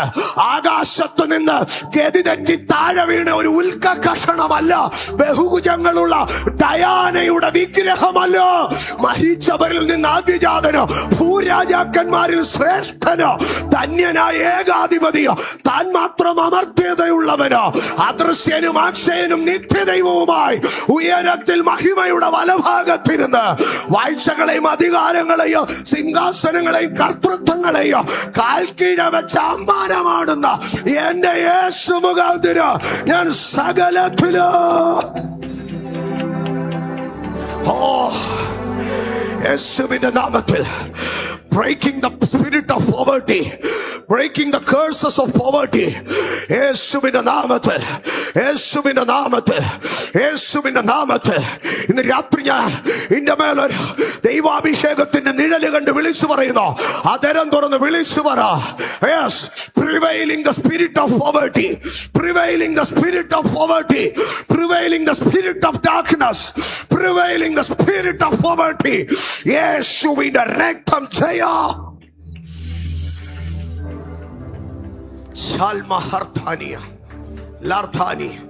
നിങ്ങൾ സകലത്തിലും പൂർണ്ണ തൃപ്തിയുള്ളവരായി സകല സൽപ്രവൃത്തിയിലും പെരുകി വരുമാറ് നിങ്ങളിൽ സകല കൃപയും നിറയ്ക്കുവാൻ ദൈവം ശക്തനാണ്. നിങ്ങൾ സകലത്തിലും പൂർണ്ണ തൃപ്തിയുള്ളവരായി, you shall be satisfied in every manner, in every subject. ഇന്ന് രാത്രി സകലത്തിലും പൂർണ്ണമായി തൃപ്തി പ്രാപിക്കത്തക്കവണ്ണം എന്റെ ദൈവം നിറവുകളുടെ ദൈവമാണ്. ഇന്ന് രാത്രി എത്ര പേർ വിശ്വസിക്കുന്നു എന്റെ ദൈവം നിറവിന്റെ ദൈവമാണ്? എന്റെ ദൈവം നിറവിന്റെ ദൈവമാണ്. ഞാൻ അവസാനത്തെ നിറവിലേക്ക് കയറുകയാണ്. അപ്പോസ്തല പ്രവൃത്തികളുടെ പുസ്തകം 6-ാം അധ്യായം അതിന്റെ 8-ാം വാക്യം. അപ്പോസ്തലപ്രവൃത്തി 6:8. ഞാൻ ആദ്യത്തിൽ ഒരു വാക്യം വായിച്ചപ്പോൾ നിങ്ങളിൽ ചിലർ ചിന്തിച്ചു കാണും, അതെന്താ സത്യം മാത്രം പറഞ്ഞതെന്ന്. ഞാൻ കൃപയെക്കുറിച്ച് പറയുവാൻ സാവകാശത്തിൽ വരികയാണ്. ഞാൻ ആ വാക്യത്തിലാണ് ഇന്ന് കൺക്ലൂഡ് ചെയ്യുന്നത്. അപ്പോസ്തലപ്രവൃത്തി 6:8. അനന്തരം സ്തെഫാനോസ് കൃപയും ശക്തിയും നിറഞ്ഞവനായി ജനത്തിൽ വലിയ അത്ഭുതങ്ങളും അടയാളങ്ങളും ചെയ്തു. Stephanos full of grace and might. കൃപയും ശക്തിയും നിറഞ്ഞവനായി. Be filled with the grace. Be filled with the grace. Be filled with the power of God. കൃപയും ശക്തിയും നിറഞ്ഞവനായി ജനത്തിന്റെ ഇടയിൽ അത്ഭുതങ്ങളും അടയാളങ്ങളും ചെയ്തു. നടക്കത്തില്ലെന്ന് പറയുന്നത് നടത്തുന്നതാണ്. നടത്തത്തില്ലെന്ന് പറയുന്നത് നടത്തുന്നതാണ് അത്ഭുതം. മനുഷ്യൻ കാണത്തക്കവണ്ണം ഒരു റിമാർക്കബിൾ പോയിന്റ് വെച്ചിട്ട് പോകുന്നതാണ് അടയാളം. ജീസസ് ജീസസ് അവൻ അത്ഭുതങ്ങളും അടയാളങ്ങളും ചെയ്തു. ഇന്ന് രാത്രി ഞാൻ ദൈവസഭയുടെ അടുക്കൽ ഒരു കാര്യം പറയട്ടെ. റഷ്യയും ഉക്രൈനും തമ്മിലുള്ള യുദ്ധമല്ല ഒരു ദൈവസഭ കർത്താവിന്റെ വരവിന് വേണ്ടി ഒരുങ്ങുന്നത്. അമേരിക്ക പ്രഖ്യാപിക്കുന്ന തീരുവയുടെ യുദ്ധമല്ല കർത്താവിന്റെ വരവിനെ കുറിച്ച് ഒരു ദൈവ പൈതലിനെ ഉണർത്തുന്നത്. ഇസ്രായേലും ഗസയും തമ്മിലുള്ള യുദ്ധങ്ങളല്ല ഒരു ദൈവ പൈതൽ യേശു കർത്താവിന്റെ മടങ്ങി വരവിന് വേണ്ടി ഒരുങ്ങുന്നതിന്റെ ആധാരം. കൊരിന്ത്യർക്ക് എഴുതിയ 1-ാം ലേഖനത്തിലേക്ക് കടന്നു വരുമ്പോൾ അതിന്റെ 1-ാം അധ്യായം അതിന്റെ 7-ാം വാക്യത്തിലേക്ക് വരുമ്പോൾ ഇങ്ങനെയാണ് എഴുതിയിരിക്കുന്നത്. ഇങ്ങനെ നിങ്ങൾ ഒരു കൃപാവരത്തിലും കുറവില്ലാത്തവരായി. 1 കൊരിന്ത്യർ 1:7. ഇങ്ങനെ നിങ്ങൾ ഒരു കൃപാവരത്തിലും കുറവില്ലാത്തവരായി നമ്മുടെ കർത്താവായ യേശു ക്രിസ്തുവിന്റെ പ്രത്യക്ഷത കാത്തിരിക്കുന്നു. ഉക്രൈനിൽ ബോംബ് പൊട്ടുമ്പോഴല്ല യേശു വരാറാ എന്ന് ഞാൻ പാടുന്നത്. പകരം ആത്മാവും മണവാട്ടിയും ഒന്നിച്ച് വിളിച്ചു പറയും, യേശു വരാറായി. കർത്താവായ വരവിന്റെ ലക്ഷണം, കർത്താവായ യേശുവിന്റെ വരവിന്റെ ലക്ഷണം, അന്ത്യകാലത്ത് ദുർഘട സമയങ്ങൾ പെരുകും. മനുഷ്യർ സ്വസ്നേഹികളും അമ്മയപ്പന്മാരെ അനുസരിക്കാത്തവരും വമ്പ് പറയുന്നവരും. അതൊക്കെ ലോകത്തിൽ നടക്കട്ടെന്നേ. ഇതൊന്നും സഭയ്ക്കകത്ത് നടക്കേണ്ടതല്ല. സഭ എന്ത് ചെയ്യുമെന്നറിയാമോ? ഒരു ഭാഗത്ത് അത് മുഴുവൻ നടക്കുമ്പോൾ സഭ എന്ത് ചെയ്യും? കൃപാവരങ്ങളിൽ വളർന്നുകൊണ്ടേയിരിക്കും. സ്തോത്രം.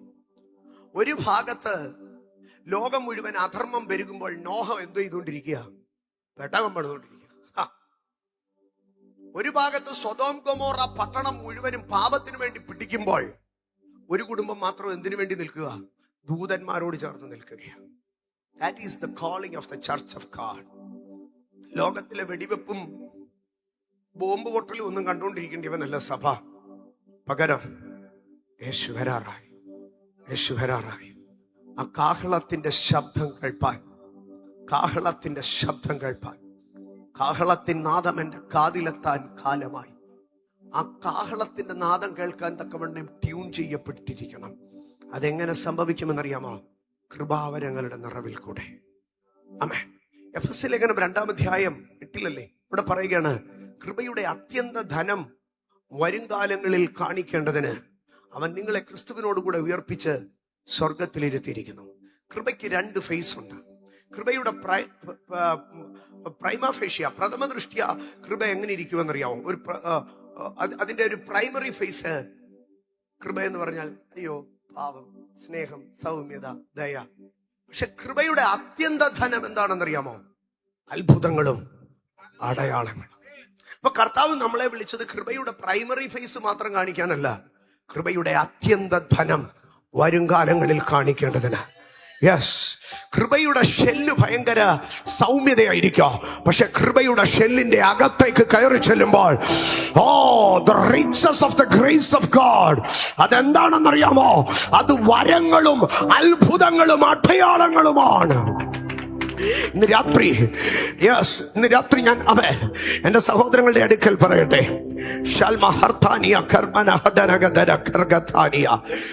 ഒരു വിടുതലല്ല നമുക്ക് ഈ കാലഘട്ടത്തിൽ ആവശ്യം, ഒരു കൃപയും കൃപാവരവുമാണ്. എന്റെ സഹോദരങ്ങളെ, 1-ാം നൂറ്റാണ്ടിലെ സഭയുടെ പ്രത്യേകത എന്താണെന്നറിയാമോ? The grace was visible.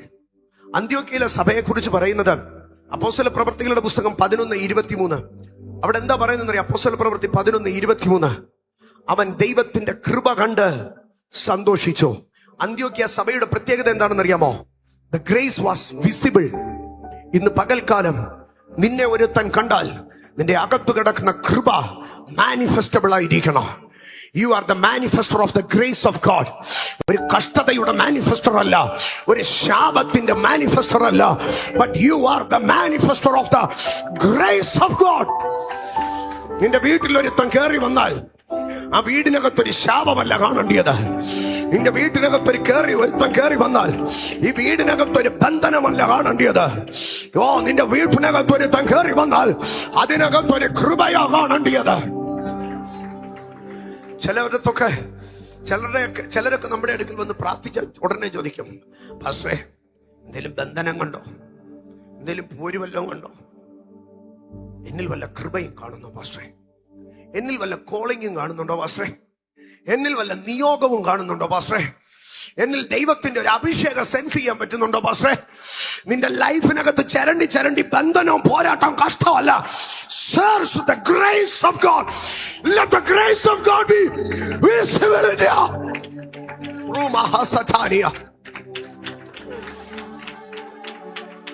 ഞാൻ നിർത്തുക.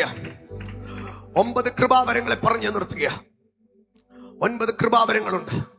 3 തലത്തിലാണ് അത് വ്യാപരിക്കുന്നത്. ഒന്ന് ബുദ്ധിയിൽ വ്യാപരിക്കുന്ന കൃപാവരം, ജ്ഞാനം, പരിജ്ഞാനം, വിവേചനം. ഇത് 3 ബുദ്ധിയിലാണ് വ്യാപരിക്കുന്നത്. Wisdom, knowledge, discernment.